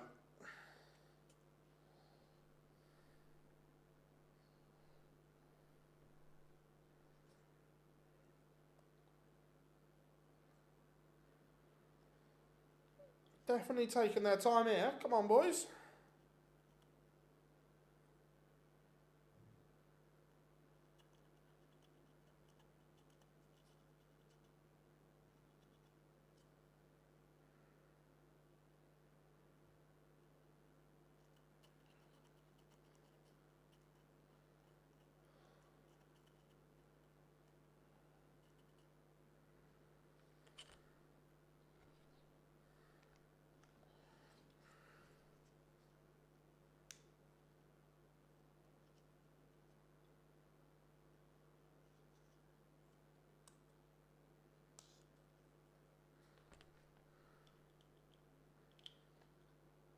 Oh, we've got a Peterite Lego man on. That looks like some fans giving him.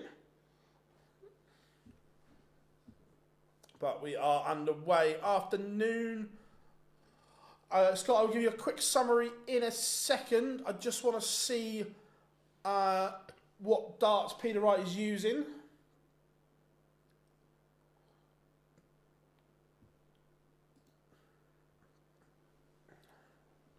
Just let Huybrechts get us underway.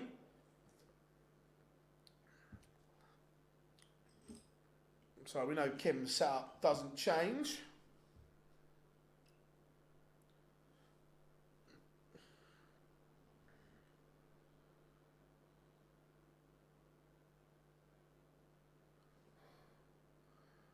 Looks like they're...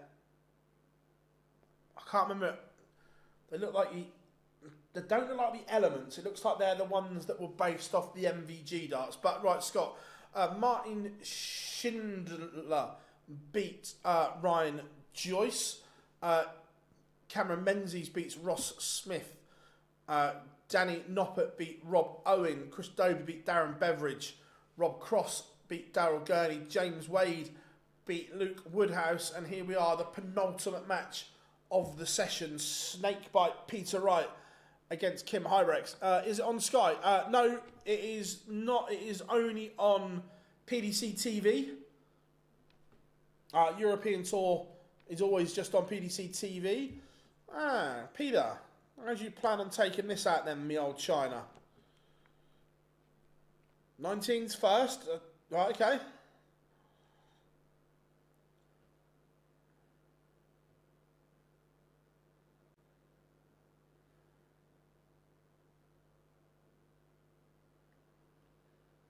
Yeah, it's been good. Huybrechts will want to see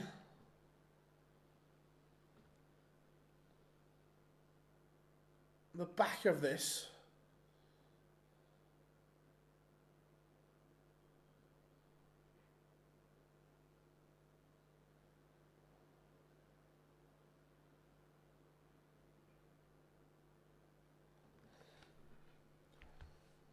Huybrechts misses. Can Peter Wright break in leg one?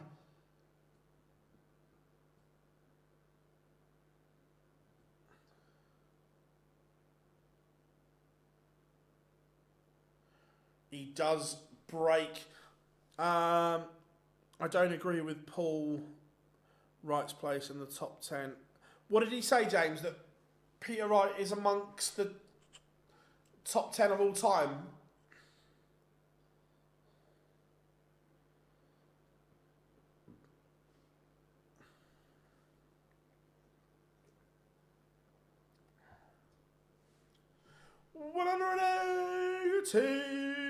It's not been a great start from either player here. The averages are down. Peter Wright averaging 70. Kim Huybrechts 83. That's slightly inflated because of the maximum he's just hit. He said his place in the top 10 of all time isn't up for discussion. I'm with you there. I'd say it is up for discussion. I think he will be in some people's and he won't be in others. I certainly don't think it's... Look, if someone said to me, he's in my top 10 of all time, I wouldn't argue. But then if someone said he's not, I'd go, I'd get that either.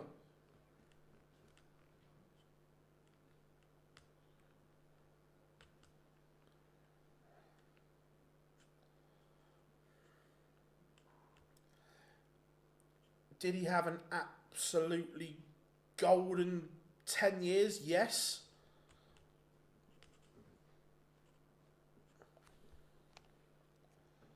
Kim Huybrechts breaks straight back emphatically. Huybrechts has upped his level here. Right, it's going to have to go with him. Otherwise...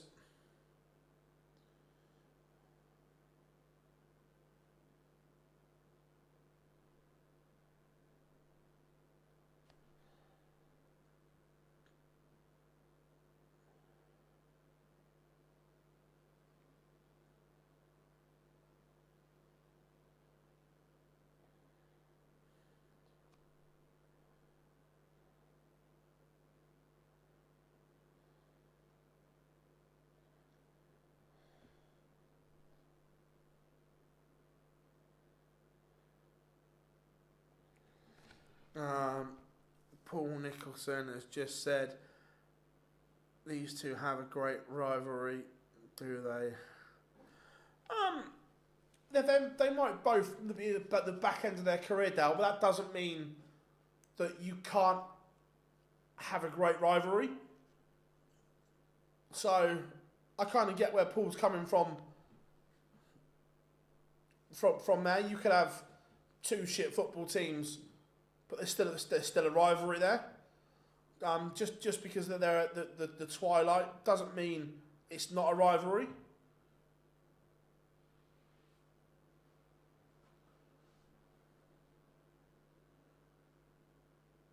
No, look, Peter is in trouble.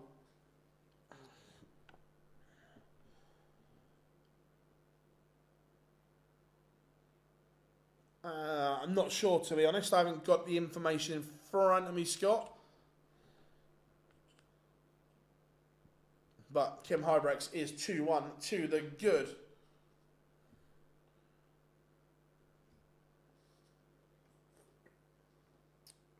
I disagree. I think you can still have you can still have rivalries.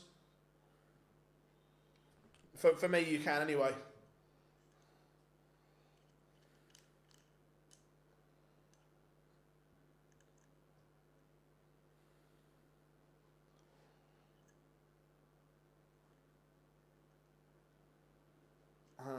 What's my skincare routine? Just a bit of moisturiser, nothing over the top. Afternoon, Daniel. Hope you're good. Huybrechts is really taking Wright to town here.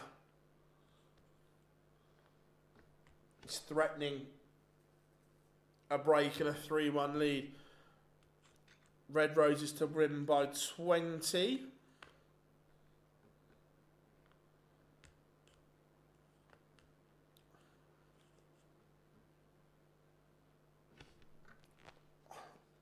Huybrechts has upped his average to over the ton mark.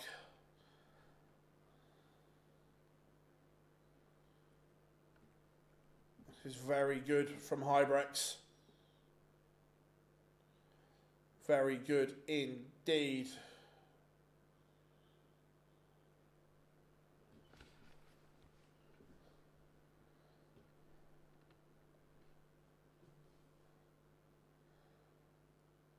Leaves 57, Wright not on a finish. He is in big trouble, Peter Wright here. Only averaging 76. Against someone that's averaging a ton, it is going to be hard work.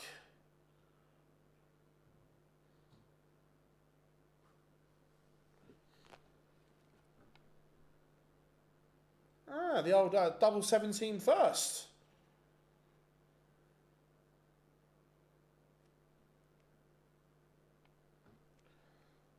Kim made a bit of a mess of that. Allowed Peter Wright a potential route back in with the bullseye. Misses.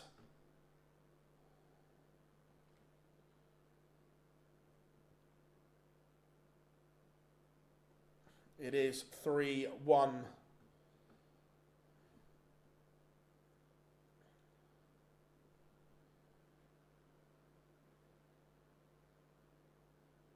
Peter Wright is in trouble here. Has he got something in the locker to turn this one around?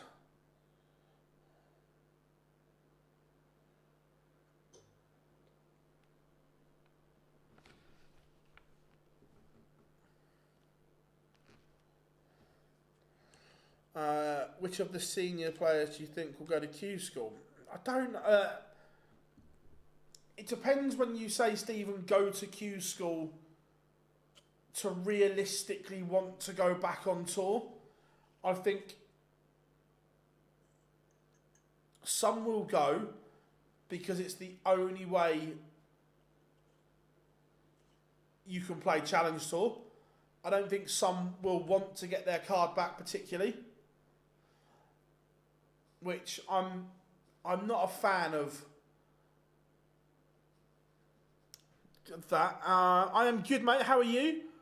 I'm very well. I hope you are good. Sorry, I neglected the TikTok there. Yeah, I remember beforehand you used to be able to just pay. I almost think there should be just like a Challenge Tour membership. I know that gets complicated, but some people genuinely go to Q School because they have to play on the Challenge Tour. And that's not what Q School is about. It's a tough one.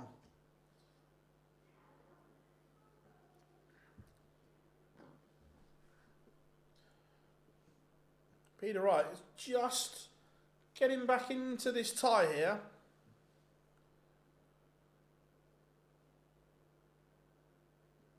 Going to watch some egg chasing, Paul. Peter is look, a treble here, more than a treble. That's good from Peter Wright. Break back opportunity incoming.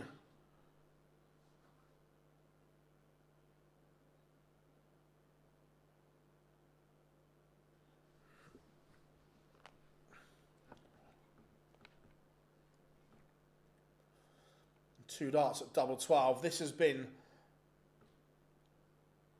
a much better leg from Snakebite. That's good. That's good from Snakey.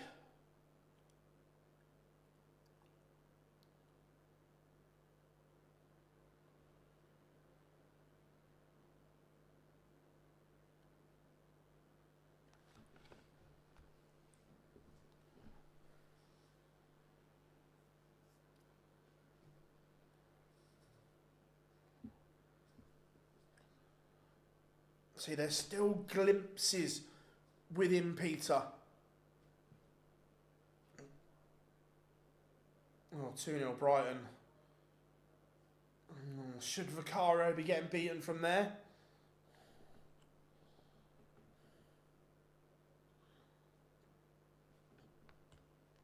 I'm not sure.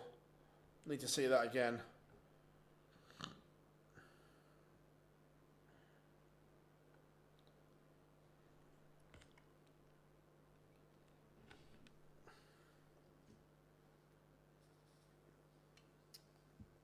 I think Challenge Tour should only be players who want to get... It's a tough one, Stephen.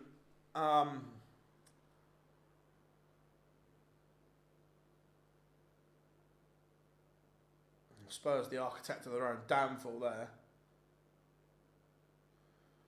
I need to see that from behind the goal. I think that's soft from Vicario.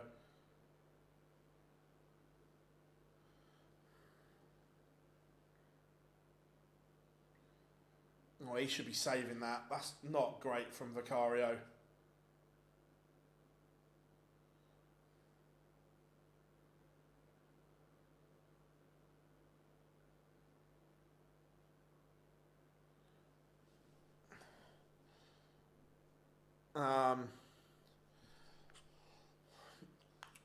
The problem is, Stephen, is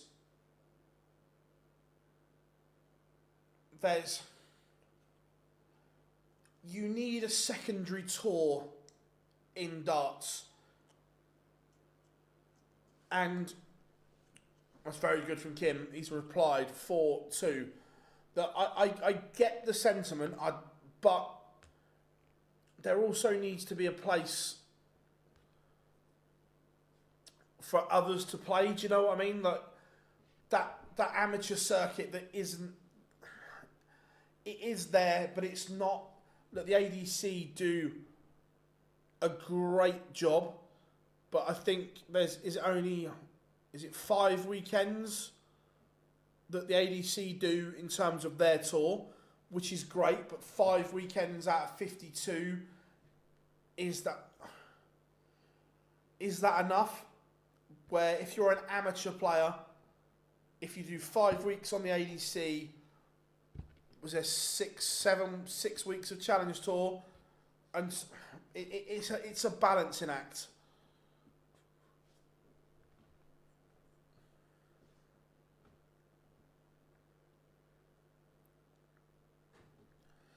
Kim Huybrechts dominant here again.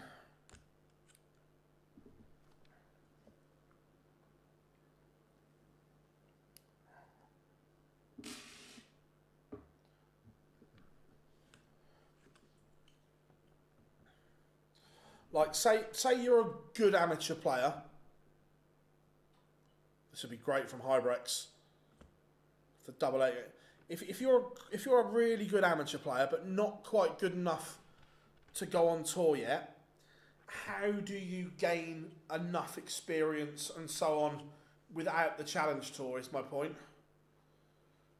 Because yes, you've got the potential pathway in the Super Series, which the Super Series is great, but you can only play once a series, so you're potentially only there once every 13 weeks.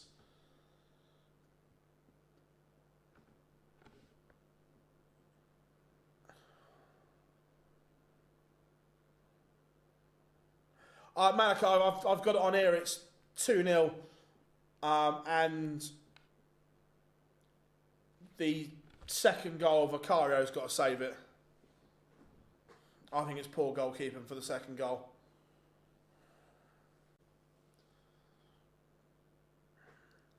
$180 for Peter Wright, snaky, but it's looking like another defeat, which would impact the World Grand Prix race, because Peter Wright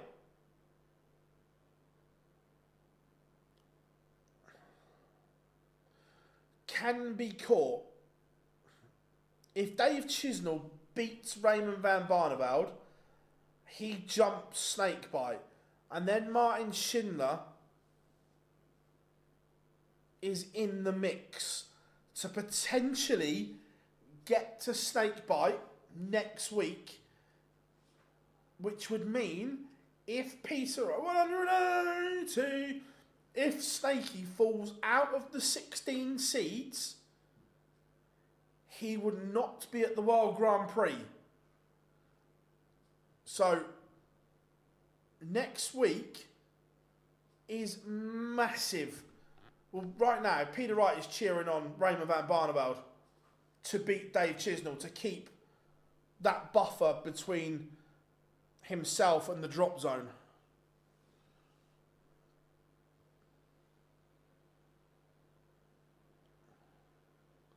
I love the Challenge Tour. Standard is 2. Yeah, the standard is great on the Challenge Tour.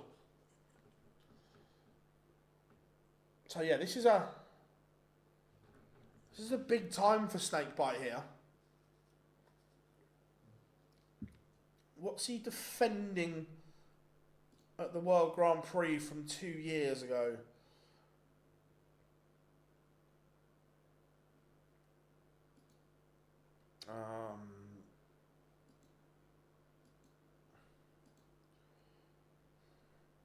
So 2 years ago at the World Grand Prix, he's defending 25 grand.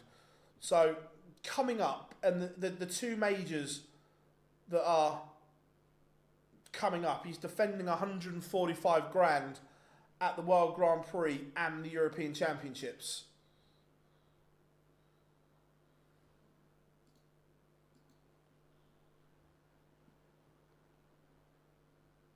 So yeah, I'm just looking at Shindy is there. So let's surmise that Peter Wright loses this game from here. He might not, but let's surmise. Then Martin Schindler, if he got to the final, would go above him. Look, Martin Schindler has won 2 European Tours. That's not beyond the realms. I tell you, the next week is intriguing for Snakey.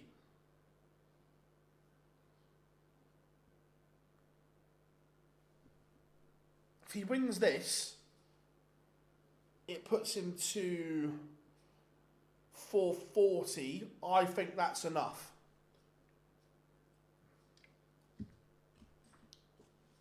Unless I don't see Chisnall and Schindler overtaking him. But break back for Peter Wright, back to 4-5.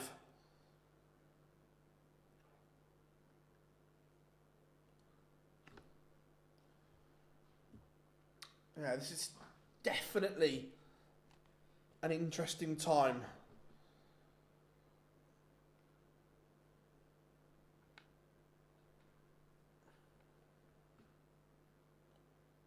€3. But yeah, still, it's not beyond. My point was, it's not beyond the realms that he goes and wins one. That was the point.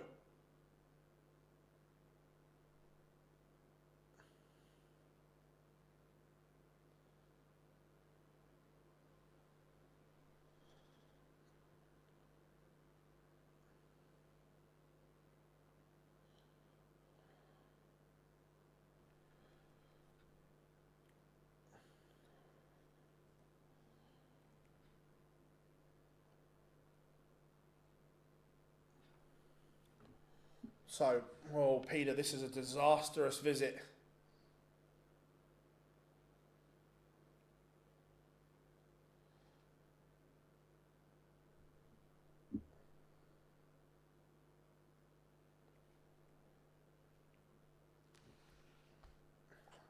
Afternoon, Chris. Hope you're good.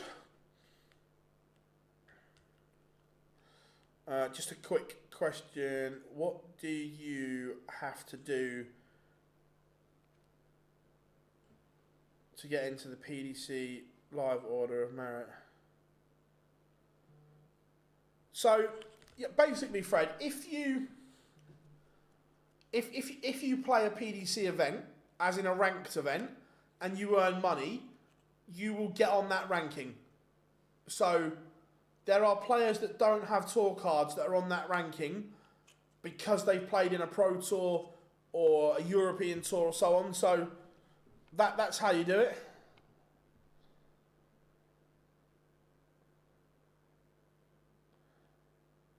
No, Dobey won, Chris.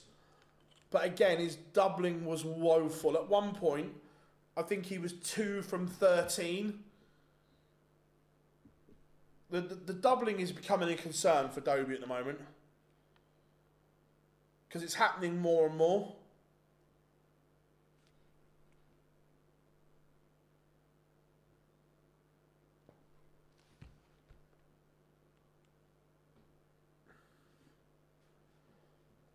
Yeah, look, he ended up getting the job done. The scoreline said 6-3, but that flattered him a little bit. Beveridge missed some key chances and so on.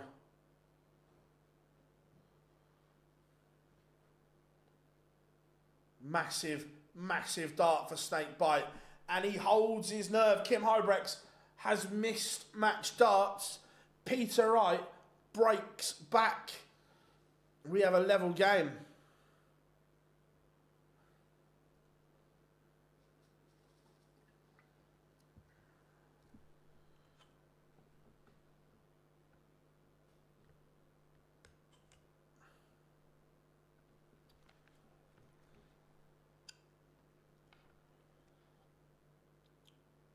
So, we get a big roar from Snakey.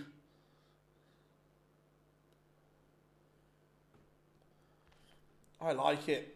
Snakebite fighting back. Needs probably a 2 treble visit from here. Has he scored another 2? Go on, Harry boy.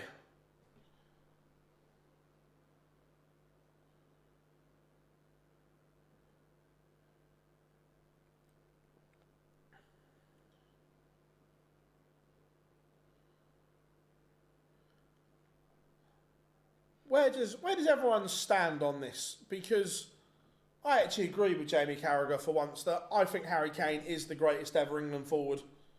There, I said it.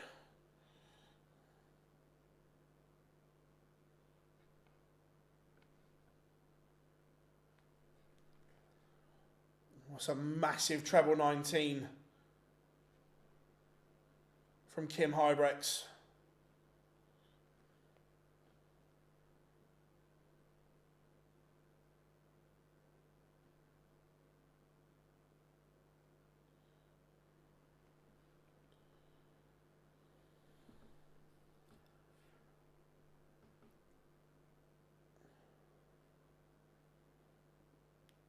Does he go for it? Does he lay up? Showman or workman-like? Board management was good.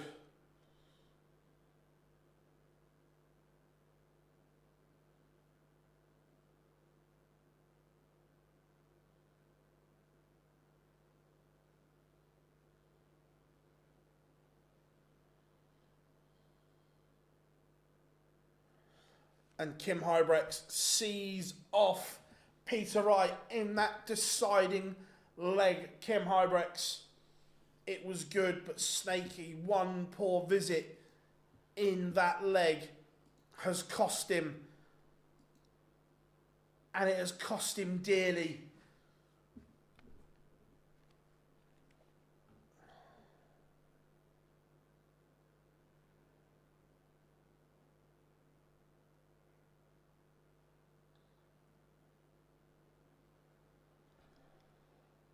Raymond has won the ball against Chizzy.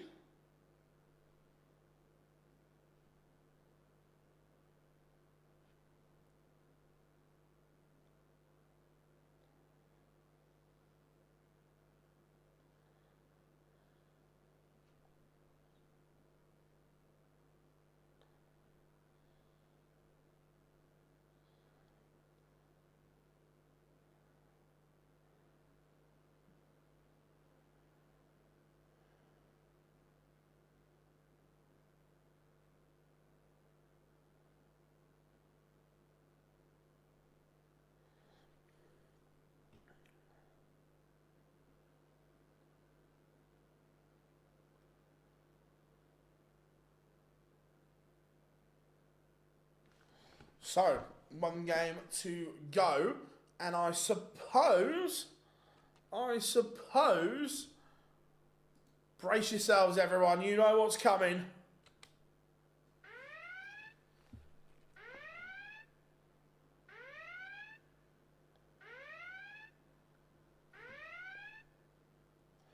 The Barney alarm has sounded.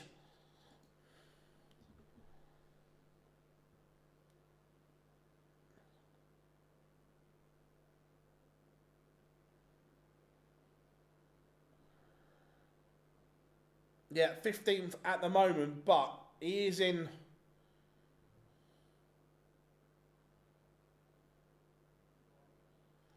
He's in some bother.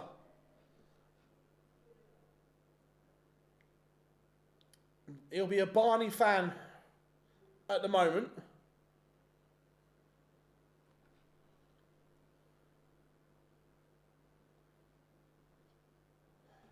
Of that, there's no question. Because he'll want to keep that gap between himself and Chisnall.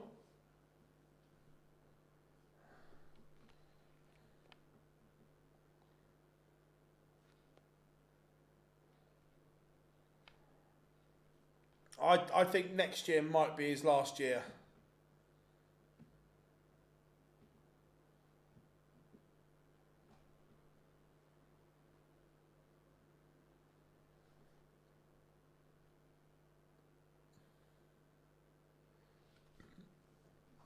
But we've got about 1 minute and 15 seconds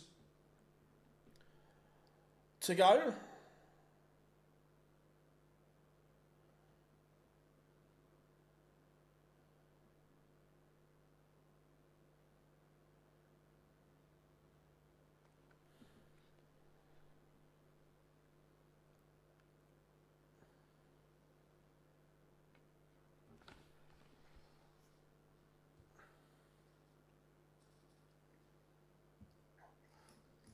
So, 40 odd seconds to go until we get the Chizzy Rascal against Raymond van Barneveld. I genuinely don't know, Fred. I can see all outcomes are possible. I can see one of them playing really well and beating the other one comfortably. I can see them both playing poor and it being a scrappy game. I can see them both playing well and it being a good game.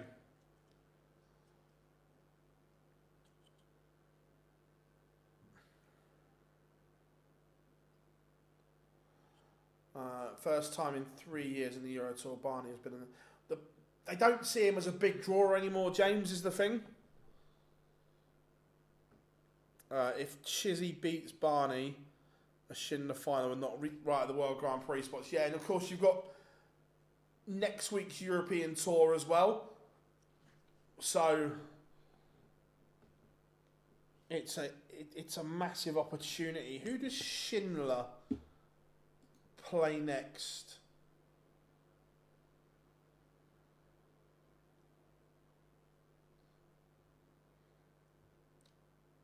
Lucky for Peter Wright, Schindler may have Luke Littler next. I say may, Joe is capable.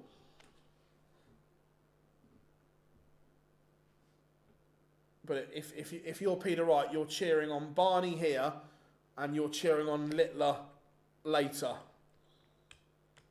Here comes the eye of the tiger.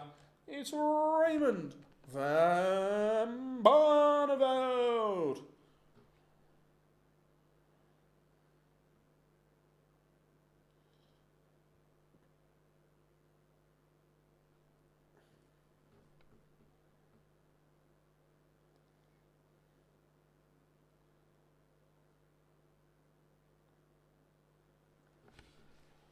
Oh, I'm gutted. Barney hasn't brought his cards out to play today. We're going to start chucking the cards out again.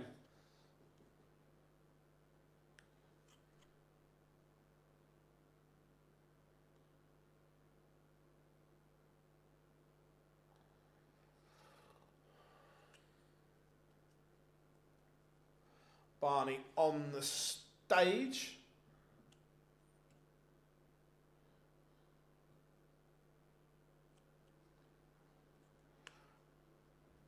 I've got to say, I kind of, look, I'm all for players signing stuff, but I think it just looks messier and messier at the start, where I'd actually quite like to see players at the end go and sign stuff instead of doing it during the walk-on. I think it kind of looks just a little messy, but I'd only stop it if players, win or lose, went down to sign stuff for them.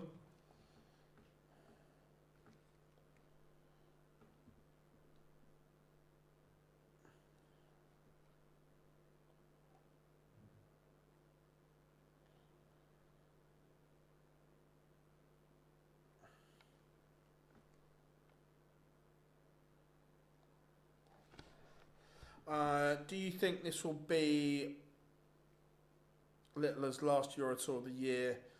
He's not entered Switzerland. It wouldn't surprise me, James, yeah? I would still be surprised to see him in Hildesheim.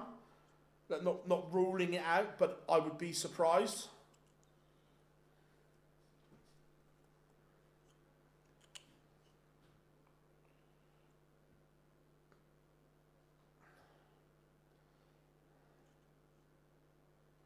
However, do you think Ryan Sir is safe for the Euro finals? Yeah. Let's have a quick goosey gander. Where is Mr. Heavy Metal? 27.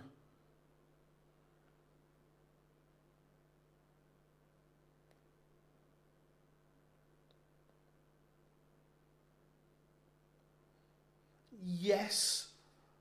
I don't see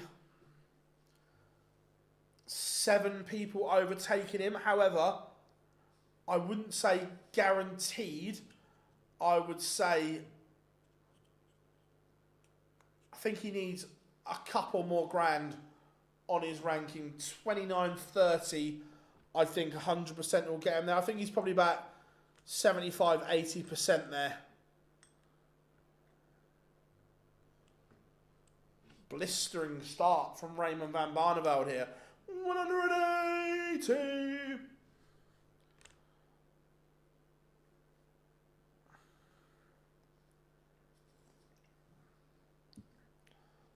I want to see what equipment Chizzy's using.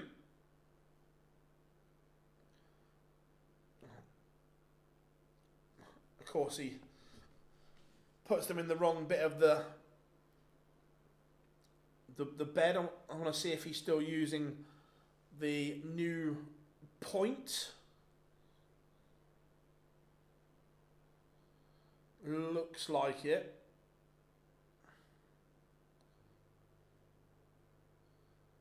Yeah, still got that locking pin on there. Pietretsku's safe. I think so, James. Again, I don't see 8 people overtaking Pietretsku. It's all right saying the money is a little low, and it probably is, but I don't see 8 people overtaking him. Raymond van Barneveld leads 1-0. 1-0 to Barney. Remember, a win here would put Barney back into the green, would knock Joe Cullen out temporarily.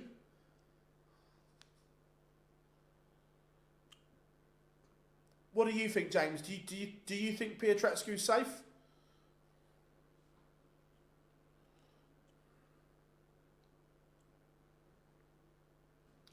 I much prefer Barney playing with the short stem, I've got to say. I think he has more control over the darts with the short stem.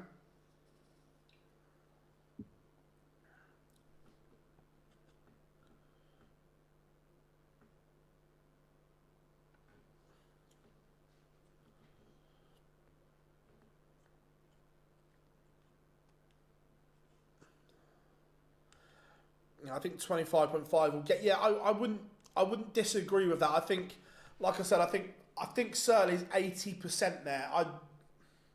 I'm confident, but I'd just like a little bit more to be 100%, if you know what I mean. Like I say, I don't see 7 people overtaking him, but it's just that you never know type thing. But yeah, I agree that I think somewhere around there is ballpark. I think if Dobey wins tomorrow, he's there.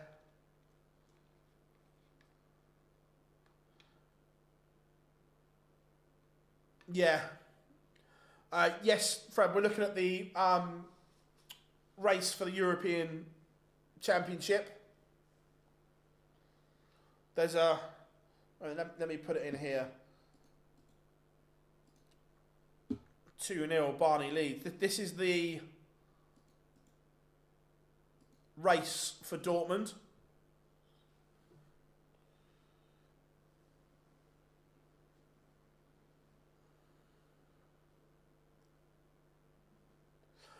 $180 for Raymond van Barneveld.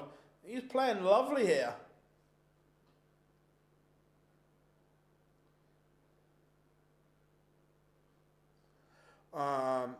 Heard on commentary about this game saying the race for the Grand Prix. No, I think they're on about the Euros. I think the Grand Prix race is done. He's still chasing the Grand Prix, but I don't think he makes it. 182. I think he's got too much to do.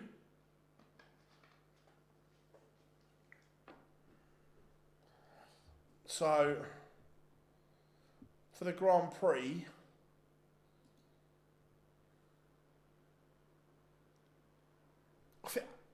if he wins this,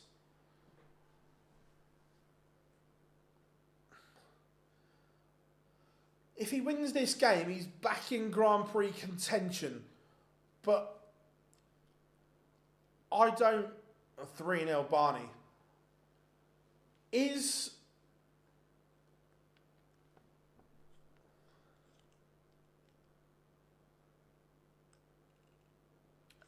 Barney and Willie O'Connor both at ET 13 or not? I haven't got it up here in front of me.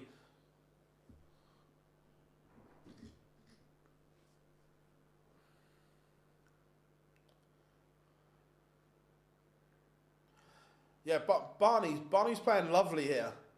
This would be a massive win for Raymond. Again, I like the setup of his darts. They just stand up. They're not trying to sit flat. They're standing up to attention, which I think is when he's at his best.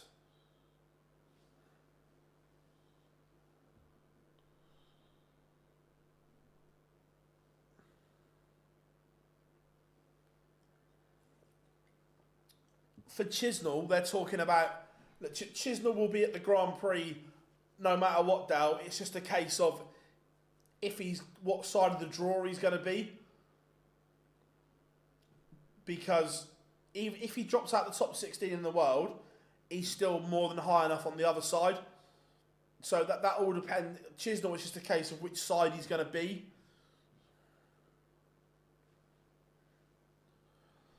This 79 for Dave Chisnall is massive.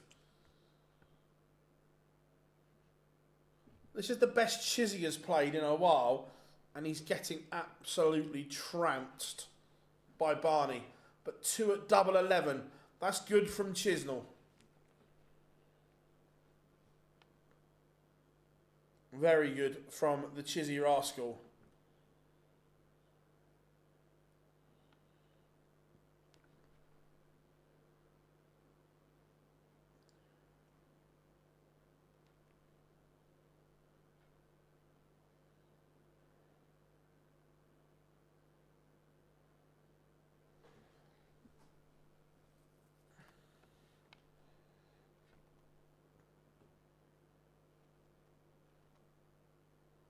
Canal Leeds scored 3. What's going on?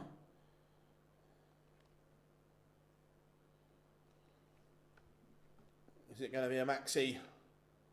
Only a 140 for Chizzy. Barney.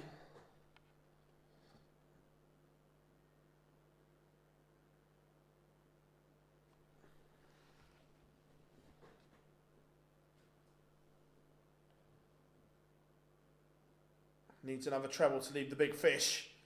Does the Rascal.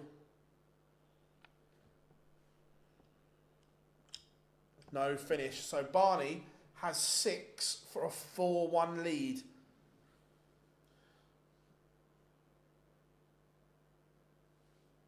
Leaves 56. It's very good from Barney. He's playing exceptional here.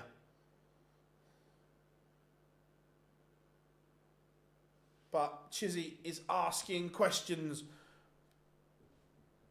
1 at double 10. This is massive.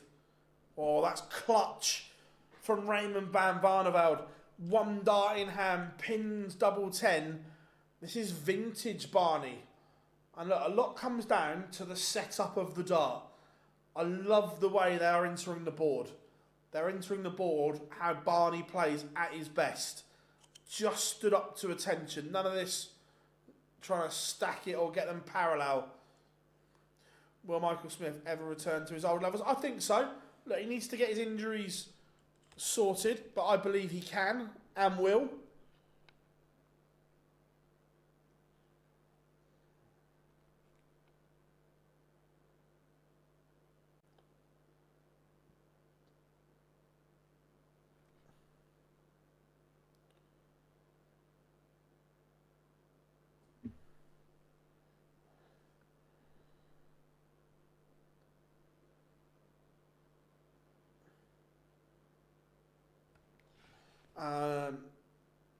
Well, playing like this, Barney certainly, yeah. This is something we haven't seen for a long time, though, James. That this is very, very good from Raymond. Very good indeed. Is he at ET13? I believe O'Connor is, because O'Connor did the double.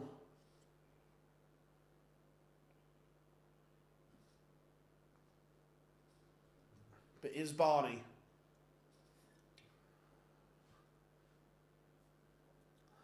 Yeah, he's a Pro Tour. I haven't got the list up in front of me. So yeah, could you imagine if the draw comes out, round 1, Barney versus O'Connor. 5-1. Barney averaging 109. This is special. This is special from Raymond. Chaos, absolutely.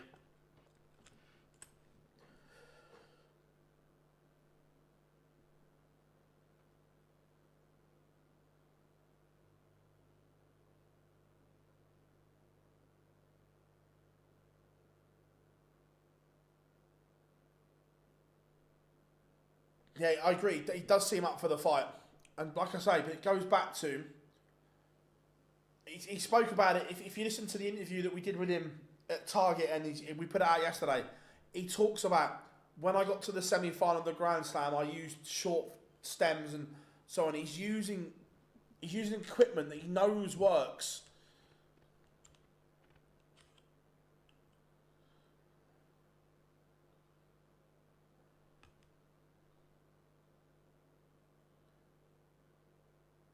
The Chisnall throw again is all over the place.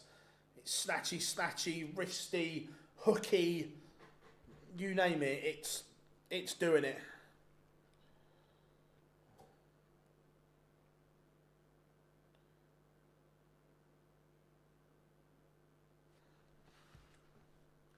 So Barney 144.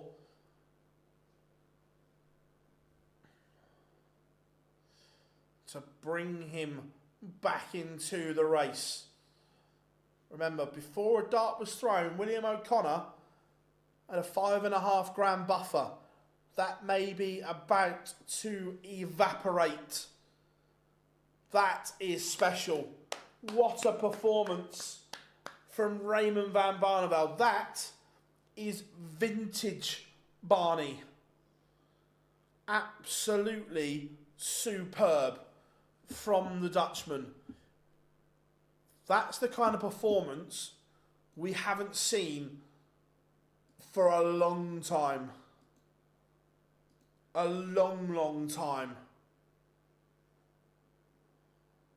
Welcome back to the party, Raymond.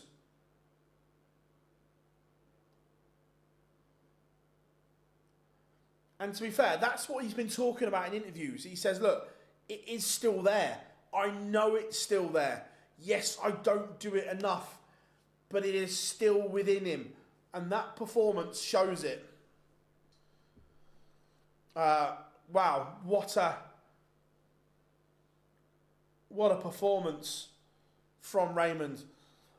Everyone absolutely smashed it this afternoon. Remember, we will be back live at 6 p.m. for the evening session.